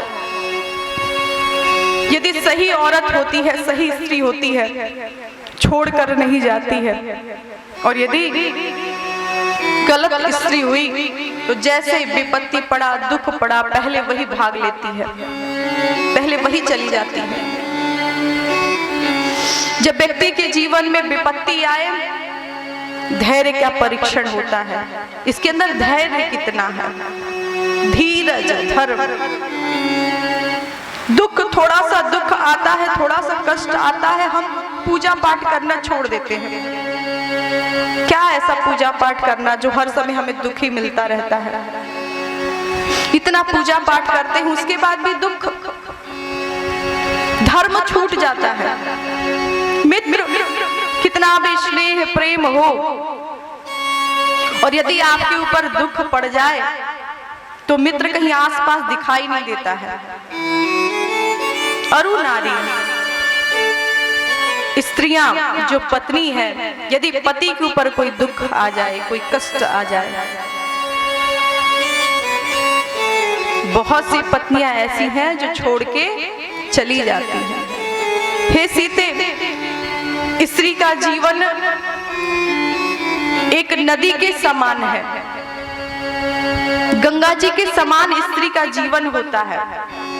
जैसे गंगा जी में, जैसे नदियों में कई मोड़ आते हैं, गंगा जी में कई मोड़ आते हैं, पर गंगा जी कभी भी अपवित्र नहीं होती हैं, हर समय वो पवित्र ही रहती हैं। वैसे ही पुत्री, यदि बेटी के जीवन में कोई मोड़ आ जाए, मनुष्यों का शरीर है, संसार है, कभी दुख आता है, कभी सुख आता है, कभी कोई कष्ट आता है। तो हे बेटी, तुम अपनी पवित्रता में कभी भी कोई आँच मत आने देना। और श्री किशोरी जी ने तो एक ही कुल नहीं, बल्कि इन्होंने दोनों कुल को तारा है। महाराज जनक ने स्वयं कहा है, पुत्री पवित्र किए कुल दो।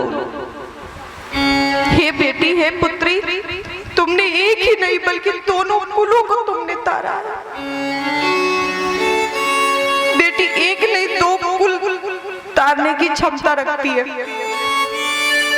एक मायके का कुल और दूसरा ससुराल का कुल। महाराज जनक वनवास में श्री किशोरी जी को वनवासी वेश में देखकर प्रसन्न हो गए। मेरी बेटी एक स्त्री धर्म का निर्वाह कर रही है। उन्होंने कभी नहीं कहा एक राजकुमारी है, इसको ऐसा नहीं करना चाहिए। मेरी बेटी को अयोध्या के राज्य में रहना चाहिए या जनकपुर के राज्य में रहना चाहिए। सीता जी यदि चाहती तो अयोध्या रुक सकती थी। भगवान राम ने भी कहा था सीते तुम अयोध्या में ही रुक जाओ। सीता जी यदि चाहती तो मायके चली जाती, वनवास नहीं जाती। कौशल्या जी ने भी बोला था, भगवान राम ने भी बोला था, पर सीता जी ना अयोध्या रुकी ना जनकपुर गई। सीता जी भगवान राम के साथ में वन गमन की है, वन में आती हैं और वनवासी वेश में देख के महाराज जनक एक पिता अपनी पुत्री को देखकर खुश हो गया। बेटी आज मैं धन्य हो गया, मुझे गर्व होता है बेटी कि मुझे तेरी जैसी पुत्री मिली है, तू मेरी बेटी है। तूने एक नहीं दो दो कुलों को तारा है बेटी।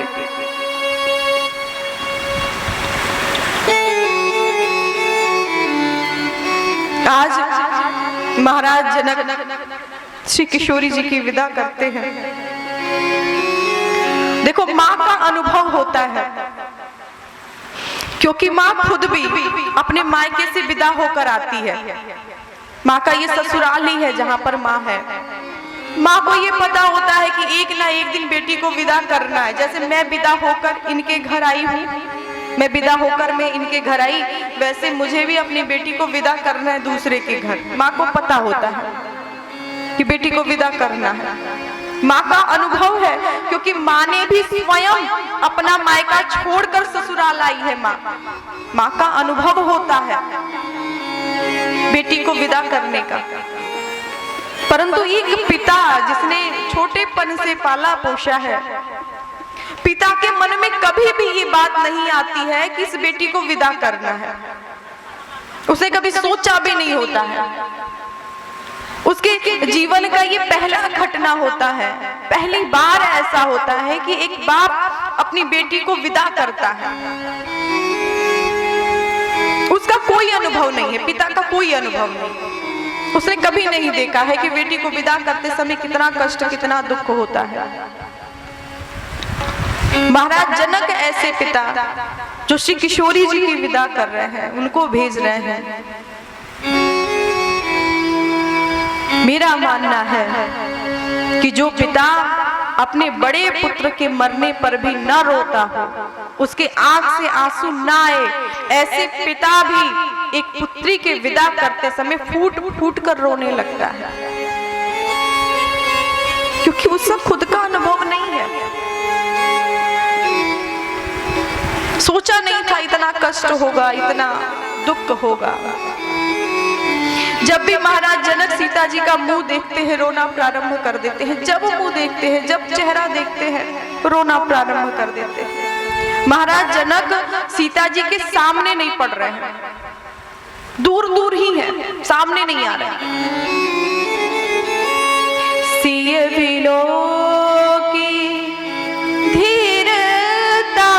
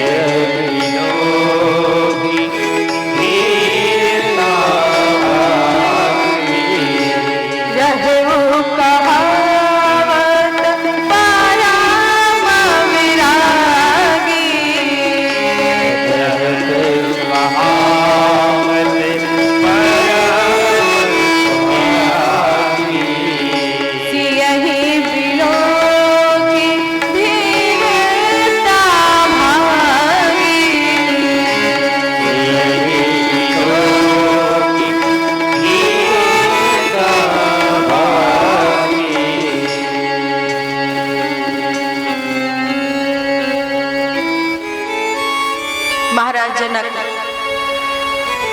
धैर्य को धारण करने वाले हैं, पर आज महाराज जनक सीता जी की विदाई देखते ही धैर्य को छोड़ देते हैं। सियहि विलोक की धीरता भागी, रही कहावत परम विरागी।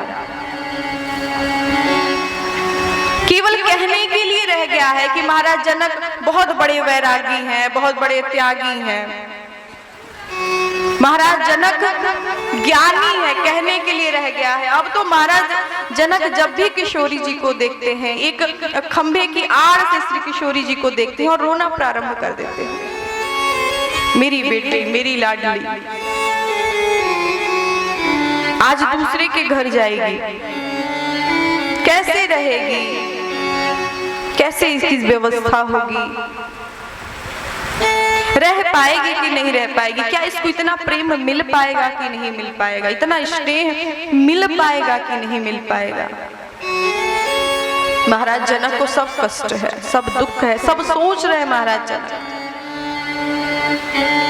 विवाह में जितना खुश थे, जितना प्रसन्न थे, उससे कई गुना अधिक दुखी आज महाराज जनक स्वयं हैं। धैर्य छूट गया है महाराज जनक का, धैर्य काम नहीं आ रहा है। जब व्यक्ति के ऊपर विपत्ति पड़ती है ना, तो व्यक्ति कितना भी बड़ा ज्ञानी हो, कितना भी उसके अंदर ज्ञान हो, पर उस समय, जिस समय उसके ऊपर कोई विपत्ति आ जाए, उस समय उसका ज्ञान काम नहीं आता है। कितना भी बड़े ज्ञानी हो, विपत्ति के समय ज्ञान नहीं काम आता। ज्ञान एक तरफ और विपत्ति, दुख आपका एक तरफ।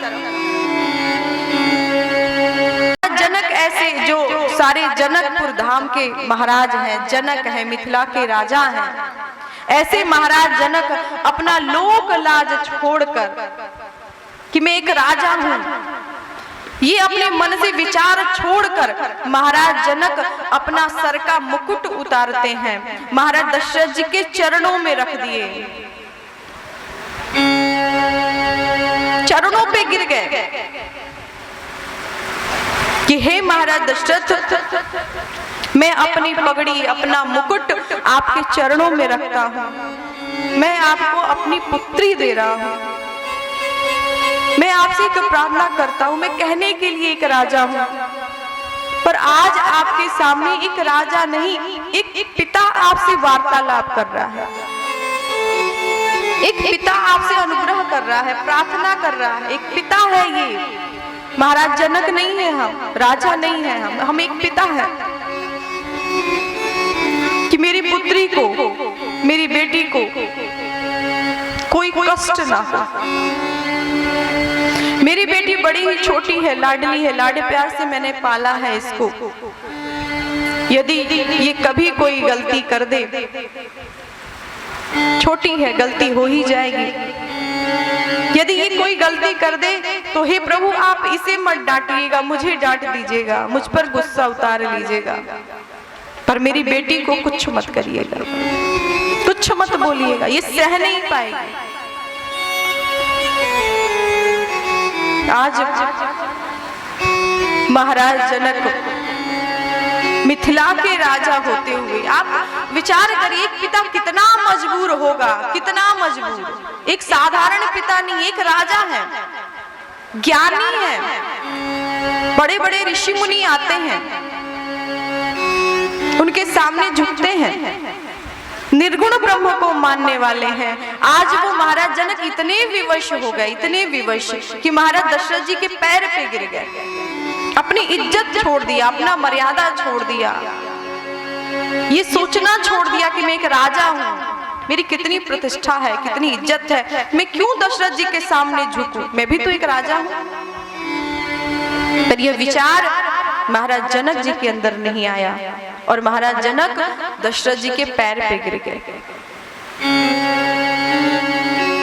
महाराज दशरथ गले से लगाते हैं, महाराज जनक आपने कैसे शब्द बोले हैं, मैं अपनी बहू नहीं, मैं अपनी बेटी लेकर जा रहा हूं, ये बहू नहीं है, श्री किशोरी जी, उर्मिला जी, मांडवी जी, सुत कीर्ति जी, ये बहू नहीं, ये हमारी बेटी है। और जैसे आंखों में जो पुतली है ना, आंखों की पुतली की रक्षा ये पलक करते हैं। हे महाराज जनक, मैं भी आपकी पुत्री, अपनी पुत्री की रक्षा उन पलकों के समान करूंगा। इनको कोई दुख आएगा, कोई कष्ट आएगा, इसके पहले दशरथ के पास आएगा, उसके बाद आपकी बेटी तक पहुंचेगा। पहले मैं हूं आगे।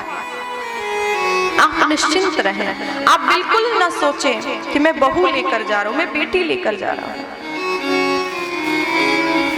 प्यारी बेटी जनक की अवध को चली, प्यारी बेटी जनक की अवध को चली, प्यारी बेटी जनक की अवध को चली, प्यारी बेटी जनक की अवध को चली। माँ की ममता चली, घर की लक्ष्मी चली, माँ की ममता चली, घर की लक्ष्मी चली, माँ की ममता चली, घर की लक्ष्मी चली, माँ के ममता चली, घर की लक्ष्मी चली। प्यारी बेटी जनक की अवध को चली, प्यारी बेटी जनक की अवध को चली, प्यारी बेटी जनक की अवध को चली, प्यारी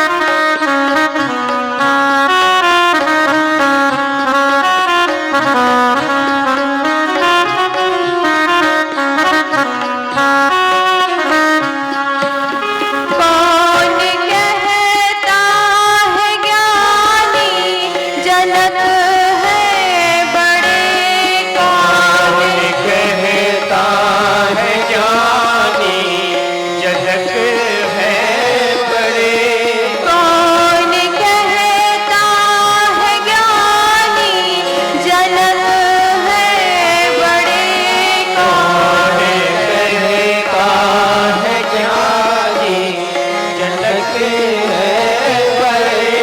प्यारी बेटी के आंसू लिए हैं खड़े, प्यारी बेटी के आंसू लिए हैं खड़े, प्यारी बेटी के आंसू लिए हैं खड़े, प्यारी बेटी के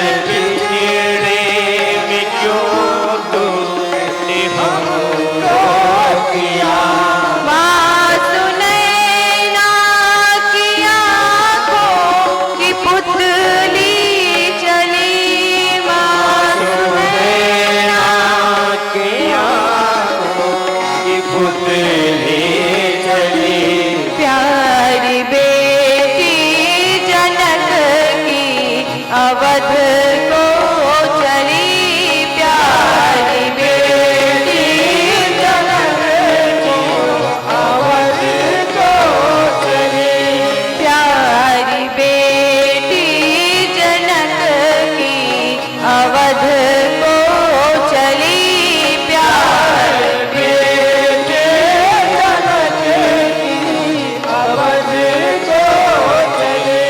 प्यारी बेटी जनक की अवध को चली प्यार बेटे जनक की अवध को चले।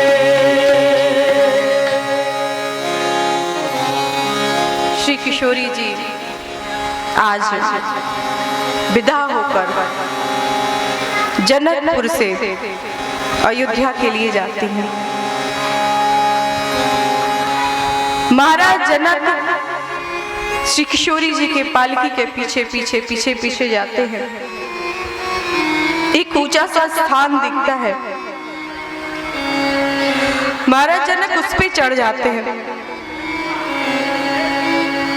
उस पालकी को तब तक देखते हैं जब तक वो पालकी दिखाई देती है। श्री किशोरी जी उस पालकी में से बार बार झांकती है। मेरे पिताजी, मेरी माँ, मेरी सारी सखियां, मेरी सारी सहेलियां जिनके साथ में मैंने बचपन से खेला है, समय व्यतीत किया है, आज उन सभी को छोड़कर हमको दूसरे के यहाँ, दूसरे के नगर जाना पड़ रहा है। श्री किशोरी जी बैठ नहीं रही थी, पालकी में जा नहीं रही थी। सारी सखियां मिलकर माता सुनैना जी श्री किशोरी जी को जबरन पालकी के पास लेके जाती है। श्री किशोरी जी ने बड़ी दूर से देखा है कि मेरे पिताजी एक खंबे के आड़ से वो हमें देख रहे हैं, आंखों में आंसू है, बिलख रहे हैं, पास नहीं आ रहे हैं, सहन नहीं होगा। श्री किशोरी जी वहीं से दौड़ लगाई है अपने पिताजी के पास, जाके हृदय से जाकर लिपट गई।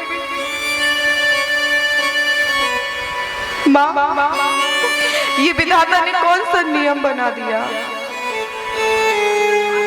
बेटी को दूसरे घर भेजना ये क्या जरूरी है? ये कैसा नियम है माँ? एक भाई रह सकता है, एक पुत्र रह सकता है, तो बेटी क्यों नहीं रह सकती है माँ? सारा कष्ट, सारा दुख बेटियों को ही क्यों झेलना पड़ता है माँ? हर समर्पण, हर कार्य बेटी ही क्यों करे? हर धर्म का पालन, हर कर्तव्यों का पालन बेटी ही क्यों करे? सारा नियम बेटियों के लिए ही क्यों बनाया गया है? माँ कहती है, बेटी पराधीन सपने हूँ सुख ना है। जो व्यक्ति पराया अधीन होता है ना, दूसरे के अधीन होता है, उसको स्वप्न में भी सुख नहीं मिलता है, वो सपने में भी सुख नहीं मिल सकता है। ये हमने नहीं, ये विधाता ने रीति बनाया है। श्री किशोरी जी का हाथ पकड़कर सुनैना जी गोद में उठाती हैं, लेकर जाती हैं। सारी सखियां हैं, जबरन महाराज जनक वहां से दूर ही खड़े हैं, कहीं आसपास महाराज जनक दिखाई नहीं दे रहे हैं। वो तो जब पालकी चली जाती है तब महाराज जनक दूर से एक ऊंचे से स्थान पर जाकर वहां से देखते हैं अपनी बेटी की पालकी, और उस पालकी को देखते हैं, देखते जाते हैं, देखते जाते हैं, जब तक वो दिखता है मानो महाराज जनक को आज ऐसा प्रतीत हो रहा है ये पालकी नहीं, मेरी बेटी ही है। जिस पालकी में बैठकर मेरी बेटी जा रही हूँ वो पालकी थोड़ी ना, वो मेरी बेटी है। और महाराज जनक दौड़ के जाते हैं, फिर एक दूसरे स्थान पर जाकर खड़े होते हैं, फिर वहां से देखते हैं बारात कहाँ जा रही है, मेरी बेटी कहाँ जा रही है। आज महाराज जनक का सारा समय इसमें ही बीत गया। बेटी का स्नेह, बेटी का प्रेम, क्योंकि बाप बेटी का एक ऐसा संबंध होता है, दुनिया का सबसे पवित्र संबंध, सबसे पवित्र, सबसे शुद्ध संबंध यदि कोई होता है तो वो है बाप बेटी का संबंध। दुनिया का हर रिश्ता पिता को कड़वा बोल सकता है, ऊंचे आवाज में बोल सकता है, पर बेटी कभी नहीं बोलती है, कितना भी उसको कष्ट हो जाए, क्योंकि बेटी को ये पता होता है कि मेरे पिता जो है, मेरे बाप जो है, पूरे घर का देखभाल करते हैं, पूरी जिम्मेदारी है उनके ऊपर। पर एक बाप का देखभाल कौन करता है? बेटी ही तो करती है। पिताजी ने कब भोजन किया है, नहीं किया है, कब उन्होंने पानी पिया है, नहीं पिया, चाय पिया है, नहीं पिया, दवा खाया, नहीं खाया, इसका ख्याल सबसे ज्यादा रखने वाला कौन होता है? बेटी तो होती है। आज वो बेटी जा रही है, कौन ख्याल रखेगा इतना? कौन इतना देखभाल करेगा? क्योंकि माँ तो अपने कामों में उलझी है, भूल गई। बेटी बार बार याद दिलाती है, पिताजी ने खाना खाया, पिताजी ने दवा खाई, और वही बेटी जब विदा होकर ससुराल चली जाती है, बूढ़ी हो जाती है, फिर भी फोन करेगी तो सबसे पहले यही पूछेगी मेरे पिताजी कैसे हैं, पिताजी ने भोजन किया कि नहीं, उनकी तबीयत कैसी है, उनका स्वास्थ्य कैसा है। भले बेटी बूढ़ी हो जाए, मेरी माँ कैसी है। बेटी अपने ससुराल वालों से झगड़ा कर लेती है, मुझे जो बोलना है बोलो, जो कहना है कहो, मेरे माता पिता को कुछ मत बोलो, कुछ मत कहो, हमें डांट लो, हमें मार लो, हमें गाली दे दो, मेरे माता पिता को गाली मत दो, मेरे माता पिता को कुछ गलत मत बोलो। ससुराल वालों से झगड़ा कर लेती है बेटी, जबकि उसके माँ बाप वहां सुनने के लिए नहीं बैठे हैं, पर बेटी वहां भी झगड़ा कर लेती है। मुझे बोलो, मुझे मारो, मुझे डांटो, मुझे गाली दो, मेरे माँ बाप को मत बोलो। आड़े में भी उनको बुराई सुनना पसंद नहीं होता है बेटियों को, इतना स्नेह है, इतना प्रेम करती हैं। मायके से कभी भी कोई खबर चली जाए, बेटा 50 बहाना करेगा, छुट्टी नहीं मिल रहा है, नौकरी है, नौकरी से निकाल दिया जाऊंगा, पैसा नहीं है, पर बेटी कोई शिकायत नहीं। केवल एक बार उसको पता चल जाए कि मेरे मायके में कोई समस्या है, कोई दिक्कत है, कोई दुख है, कोई परेशानी है, बेटी सबसे पहले दौड़ के जाती है, कुछ नहीं बोलती है, क्या दिक्कत है क्या नहीं। ससुराल वालों से झगड़ा कर लेती है, लड़ाई कर लेती है अपने मायके जाने के लिए, और फिर बेटी पहुंचती है। उसके पास कोई बहाना नहीं होता है, कोई बहाना नहीं करती, पहुंचती है। श्री किशोरी जी आज विदा होकर अयोध्या आती हैं।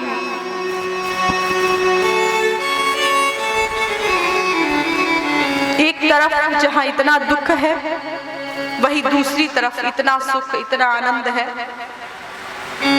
जहां से बेटी गई है वहां के लोग रो रहे हैं, कष्ट में हैं, पर जहां पर बहू आ रही है वहां के सभी लोग प्रसन्न हैं, पूरे अयोध्या की प्रजा प्रसन्न है, नाच रही है, गा रही है। बहू आ रहे हैं, एक बहू नहीं, 4-4 बहुएं आ रही हैं, 4-4 दुल्हन आ रही हैं, सारी अयोध्या की प्रजा प्रसन्न है। कौशल्या जी ने आरती उतारा है, कैकेयी जी हैं, सुमित्रा है, समस्त अयोध्या की प्रजा है। श्री किशोरी जी महल में प्रवेश करती हैं, मुंह दिखाई होता है, कौशल्या जी भी देती हैं, कैकेयी जी ने कनक भवन दिया है, सुमित्रा जी ने लक्ष्मण जी का हाथ लेकर सीता जी के हाथ में दिया है, मुंह दिखाई हो गया। गोस्वामी तुलसीदास जी यही बालकांड समाप्त करते हैं। बोलिए भक्तवत्सल भगवान की जय, श्री जनकपुर धाम की जय, श्री अयोध्या धाम की जय, श्री गुरु वर्ण सरोज रज निज मन मुकुर सुधार वर्णहु रघुवर विमल यस जो दायक फल चार जो दायक फल चार। गोस्वामी तुलसीदास जी अयोध्या कांड प्रारंभ करते ही गुरु के चरण की वंदना किया है और गुरु के चरण की वंदना करते हुए गोस्वामी जी कहते हैं कि अयोध्या कांड मानो युवा अवस्था है और इस युवा अवस्था को ही भगवान के चरणों में समर्पित करना चाहिए। बाल्य अवस्था यदि छोटा सा बालक हो तो उस बालक का नैन बहुत चंचल होता है। कोई छोटा सा बालक हो ना तो उसकी आंखें बहुत चंचल होती हैं, मुझे ये चाहिए, वो वस्तु चाहिए, ऐसा चाहिए, वैसा चाहिए। वही बालक जब बड़ा हो जाता है, युवा अवस्था का हो जाता है, जवान हो जाता है, तो उसी व्यक्ति का, उसी बच्चे का मन चंचल हो जाता है। युवा अवस्था में मन अपने बस में रह कहाँ जाता है। गोस्वामी तुलसीदास जी ने कहा कि युवा अवस्था ही एक ऐसी अवस्था है, जवानी ही एक ऐसा है खिला हुआ फूल जिसको अपने भगवान के चरणों में समर्पित करना चाहिए। वैसे तो भगवान की भक्ति जो है बचपने से ही करना चाहिए, बचपन में हो। जब बचपन से भगवान की भक्ति नहीं किए तो 55 में क्या करेंगे? जब 50-55 के हो जाएंगे तब थोड़ी ना होगा। जब छोटे से बालक या बालिका होती है, उसके शरीर में ऊर्जा होता है, शक्ति होती है और वो भगवान की भक्ति कर सकता है। 4 घंटा, 5 घंटा, 10 घंटा बैठना हो, मंत्र जप करना हो, पूजा करना हो। युवा अवस्था के हैं तभी कर पाएंगे ना, कि बूढ़े हो जाएंगे तब करेंगे। जब आपसे बैठा ही ना जाया जाए, जब आपके मुंह से बोला ना जाया जाए, जब आप चल ना पाए तब भक्ति करेंगे। नहीं तो बहुत लोग कहते हैं अभी थोड़ी ना पूजा पाठ करेंगे। कब करेंगे? बोले जब बूढ़े हो जाएंगे तब, बुढ़ापा में करेंगे। तू देख रखा है तेरा बुढ़ापा आने वाला है? पता है तुझे कि तेरा बुढ़ापा आएगा? कहीं जवानी में चल बसे तो बुढ़ापा आते रहेंगे। क्या गारंटी है, क्या पता है कि आपका बुढ़ापा आने वाला है? कोई पता नहीं है। इसलिए भगवान की भक्ति करने की कोई उम्र नहीं होती है, कोई समय नहीं होता है। भगवान की भक्ति तो आप बचपने से करें, आप छोटे से बालक हो तभी से करें।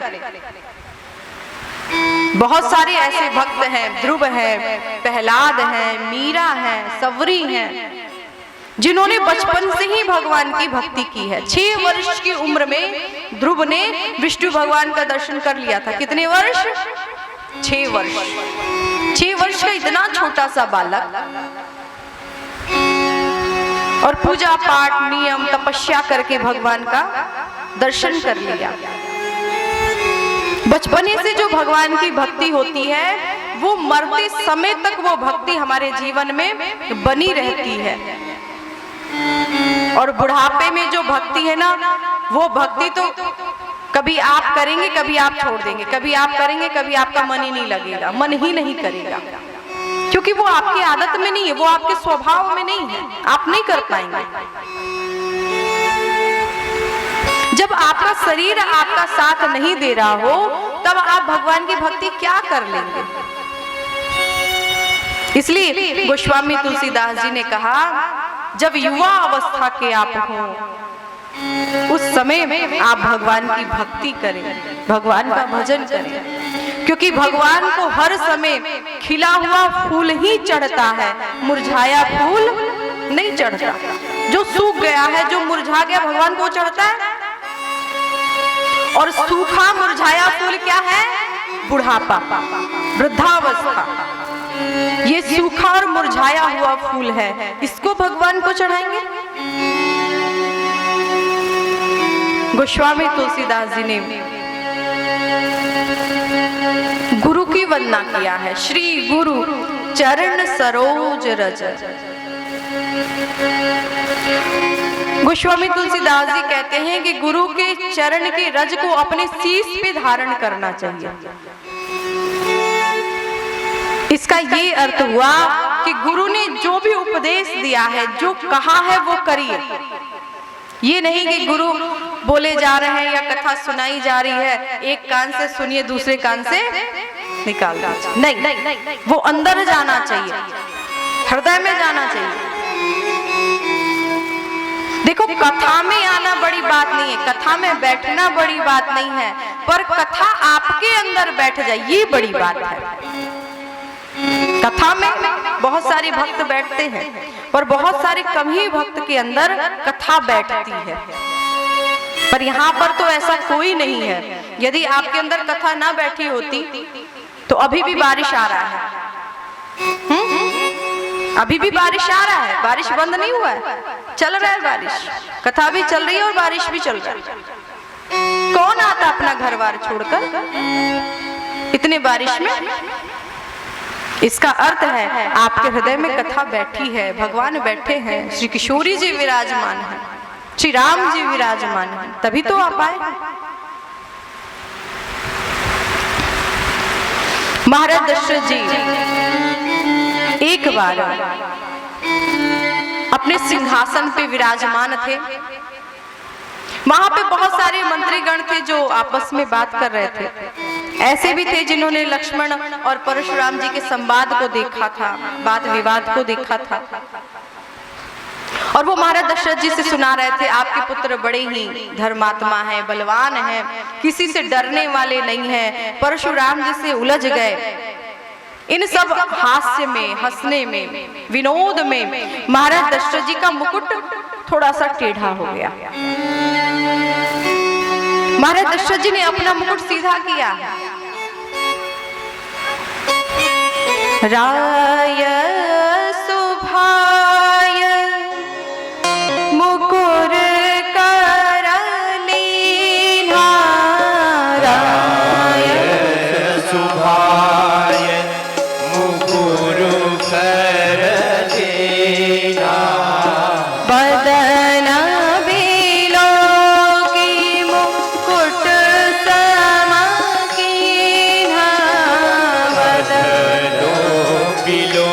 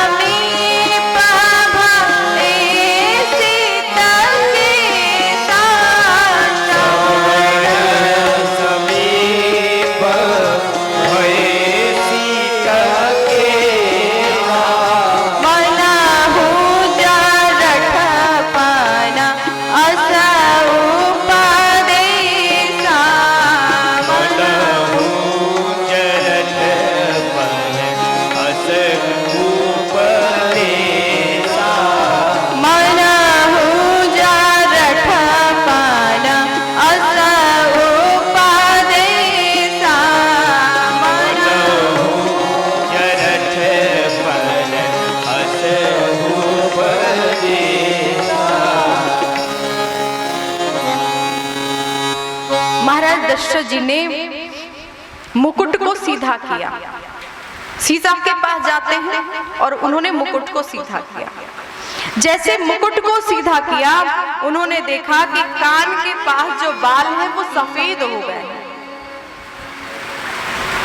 महाराज दशरथ जी के मन में विचार आया है, ये मानो जो कान के पास जो सफेद हो गए हैं, ये हमें उपदेश दे रहे हैं कि हे महाराज दशरथ, आप इस सिंहासन पर कब तक बैठेंगे? अब तो वृद्धावस्था आ गई, अब तो बुढ़ापा आ गया, आप वृद्ध हो गए हैं, अब तो आप इस राज्य सिंहासन पे राम को बिठाइए।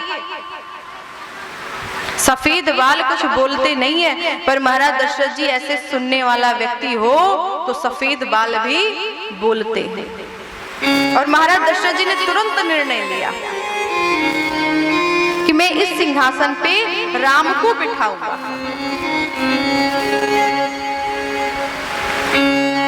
इस दुनिया के व्यक्ति के भी सफेद बाल होते हैं, वो क्या करते हैं? काला कर लेते हैं। गोदरेज लगा लेंगे, बासमोल लगा लेंगे, काली मेहंदी लगा लेंगे, उस पे भी नहीं होगा तो चलो काला पीला समझ में आता है। इतना सा बाल में 4-5 कलर कर लेंगे, एक तरफ लाल, फिर नीला, फिर सफेद, फिर काला। क्या क्या फैशन है, देखने में भी अजीब लगता है, जैसे लगता है कई कलरों में चिड़िया का घोंसला बना हुआ है, डिजाइनिंग चिड़िया का घोंसला, पर वो बड़े स्मार्ट बन के कि मैं बड़ा स्मार्ट लग रहा हूँ, अच्छा लग रहा हूँ, चलता है। जैसे लगता है उसकी पूरी स्मार्टिंग उसके बालों में ही अटका हुआ है, बाल में ही अटका है उसकी स्मार्टिंग, बाल से ही सुंदर लग रहा है। भगवान एक घंटी बजाते हैं, जब वृद्धावस्था में, जब हम वृद्ध हो जाए, बूढ़े हो जाए, उस समय यदि हमारा बाल पकता है, बाल सफेद होता है, इसका अर्थ है भगवान ने एक घंटी बजाई है। तैयारी कर लो, स्वर्ग जाना है तो नर्क जाना है तो कोई बात नहीं, उसके लिए तो तैयारी की जरूरत नहीं है, वो तो वैसे ही जाओगे। तो भक्त क्या करता है? उसको काला कर लेता है, उसके आगे बढ़ के काला। भगवान ने दूसरी घंटी बजाते हैं, दांत टूटना प्रारंभ हो जाता है, एक एक दांत टूट जाता है। भक्त उससे भी आगे है, वो क्या करता है? नकली दांत लगवा लेता है। भक्ति नहीं करता है भगवान का ना, वो नकली दांत। यदि 2400 दांत टूट गए हो, 3200 दांत टूट गए हो, तो 32 का 32 दांत वो नकली लगवा लेता है।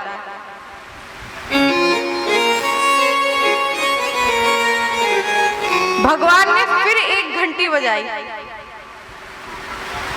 क्या बजाई? आंख से दिखना बंद हो गया।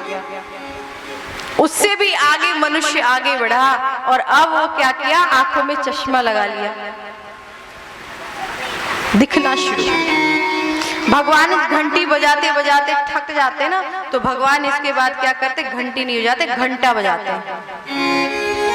कर ले अपने मन वाली, डायरेक्ट घंटा। अब टाइम नहीं है आपके पास, भगवान ने मानो एक रुमाल भेज दिया है, सफेद रुमाल, तैयारी कर लो। नहीं, 5 मीटर का कफन पीछे से आ रहा है, भक्ति कर लो। पर हम मानने वालों में से नहीं है, हम नहीं मानते। महाराज दशरथ जी मान गए और महाराज दशरथ जी कह रहे नहीं, मैं वृद्ध हो चला हूं, मुझे इस सिंहासन पे राम को बिठाना चाहिए। और महाराज दशरथ निर्णय स्वयं करते हैं, समस्त अयोध्या की प्रजा से पूछते हैं कि आपकी इच्छा है कि नहीं। अयोध्या की प्रजा ने भी कह दिया कि आप राम को सिंहासन पे बिठा दें। गुरु वशिष्ठ के पास जाते हैं, गुरु वशिष्ठ जी ने भी कह दिया महाराज दशरथ वेगी विलंबन करियन साजिय सब ही समाज सुदिन सुमंगल तबाही जब राम हो ही युवराज।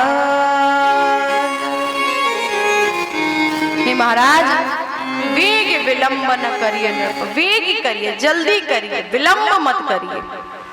पर इस बात को महाराज दशरथ जी समझ ना पाए और महाराज दशरथ जी ने कहा आज नहीं कल भगवान राम राजा होंगे। भगवान राम को राजा बनाना है, पूरी व्यवस्था करनी पड़ेगी, समय लगेगा। भगवान आज नहीं कल राजा बनेंगे। और आप सभी को ज्ञात है कि कल कभी किसी का आता नहीं है। पर महाराज दशरथ जी ने कहा आज नहीं कल, और कल ही देवताओं को सहन नहीं हुआ। समस्त देवताओं के यहाँ स्वर्ग में खलबली मच गई।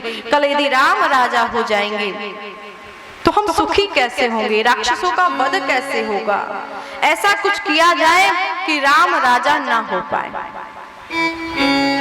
पूरी रात देवता परेशान है, क्या करें राम राजा ना हो, क्या करें राम राजा ना हो। और महाराज दशरथ कहते हैं आज नहीं कल भगवान राम का राज्याभिषेक होगा। बोली रामलला सरकार की। मधुर मधुर नाम सीताराम सीताराम। मधुर मधुर सीताराम सीताराम। मधुर मधुर नाम सीताराम सीताराम। मधुर मधुर नाम सीताराम सीताराम। पवन पवन नाम सीताराम सीताराम। पाजा पवन नाम सीताराम सीताराम। मधुर मधुर नाम सीताराम सीताराम। मधुर मधुर नाम सीताराम सीताराम। पवन पवन नाम सीताराम सीताराम। पवन पवन नाम सीताराम सीताराम।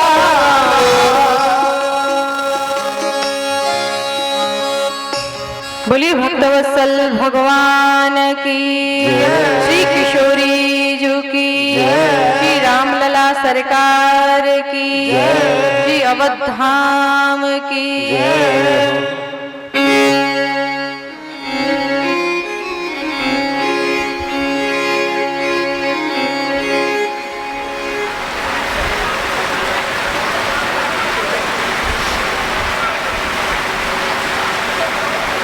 बोली मिथिला धाम की, श्री किशोरी जी की।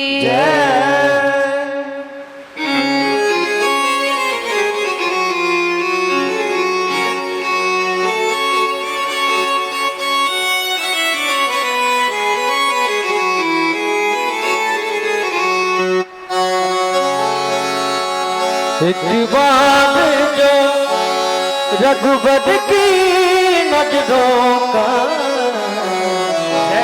इशारा हो जाए। श्री राम जय जय राम, श्री राम जय राम, मेरे राम जय जय। श्री राम जय राम, मेरे राम जय राम।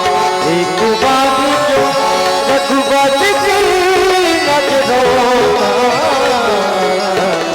इशारा हो जाए।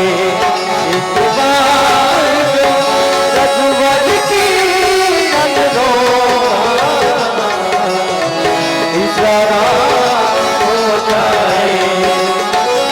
तेरी लगनी में हो जाऊं, तेरी लगनी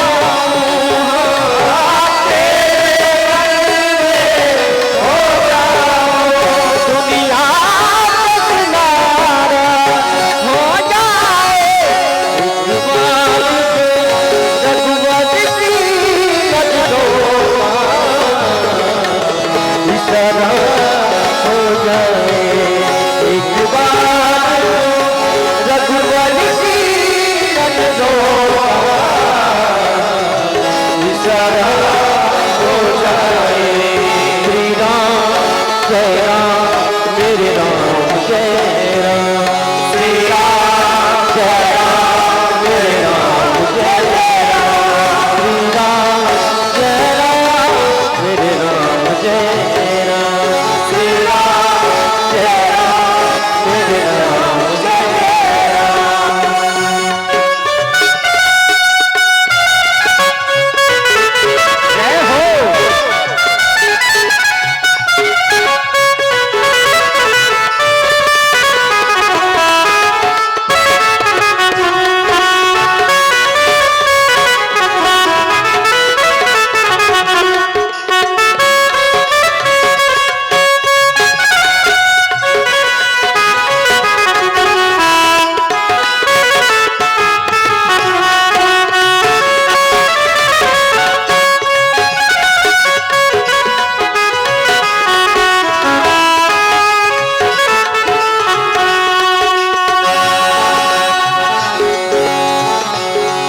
सरकार तुम्हारे महफिल में तकदीर बनाई जाती है सरकार तुम्हारे महफिल में तकदीर बनाई जाती है मेरी बीबगिरी बन जाए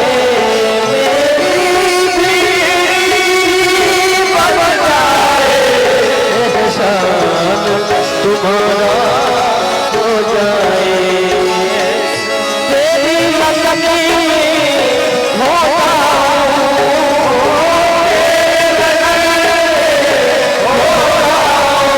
दुनिया हो जाए एक बार रघुपति अजरो ईश्वर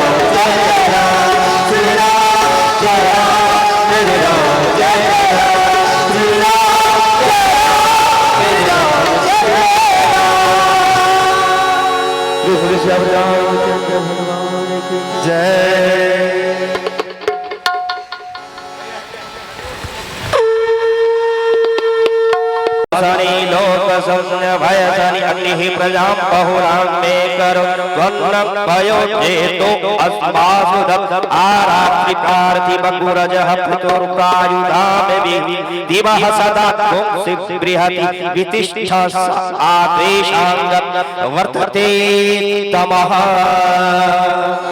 कदली गर्भ संभूतम कर्पूरम प्रदीप्तम आरार्तिकम ब्रह्म गुरुवे पश्चिमे वरदो भव पश्चिमे वरदा भवः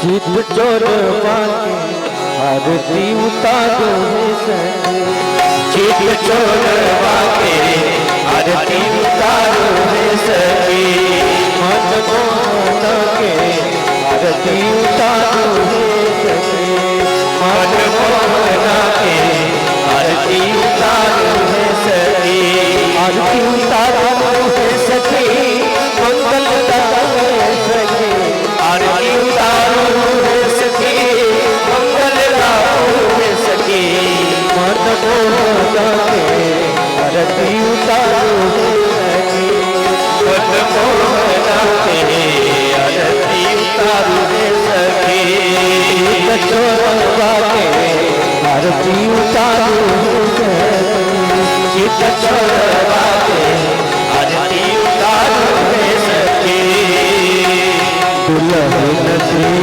मिथिलेश कुमारी दुल्हन श्री मिथिलेश कुमारी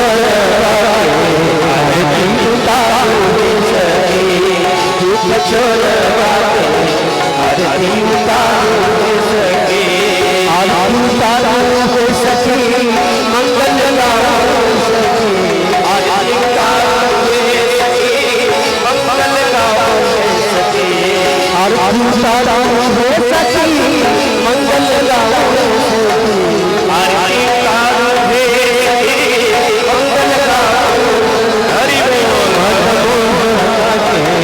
आरती उतारो मन मोहन के, आरती उतारो सके, गीत चरण आरती उतारो, गीत चरण आरती उतारो सके, आरती मिथिला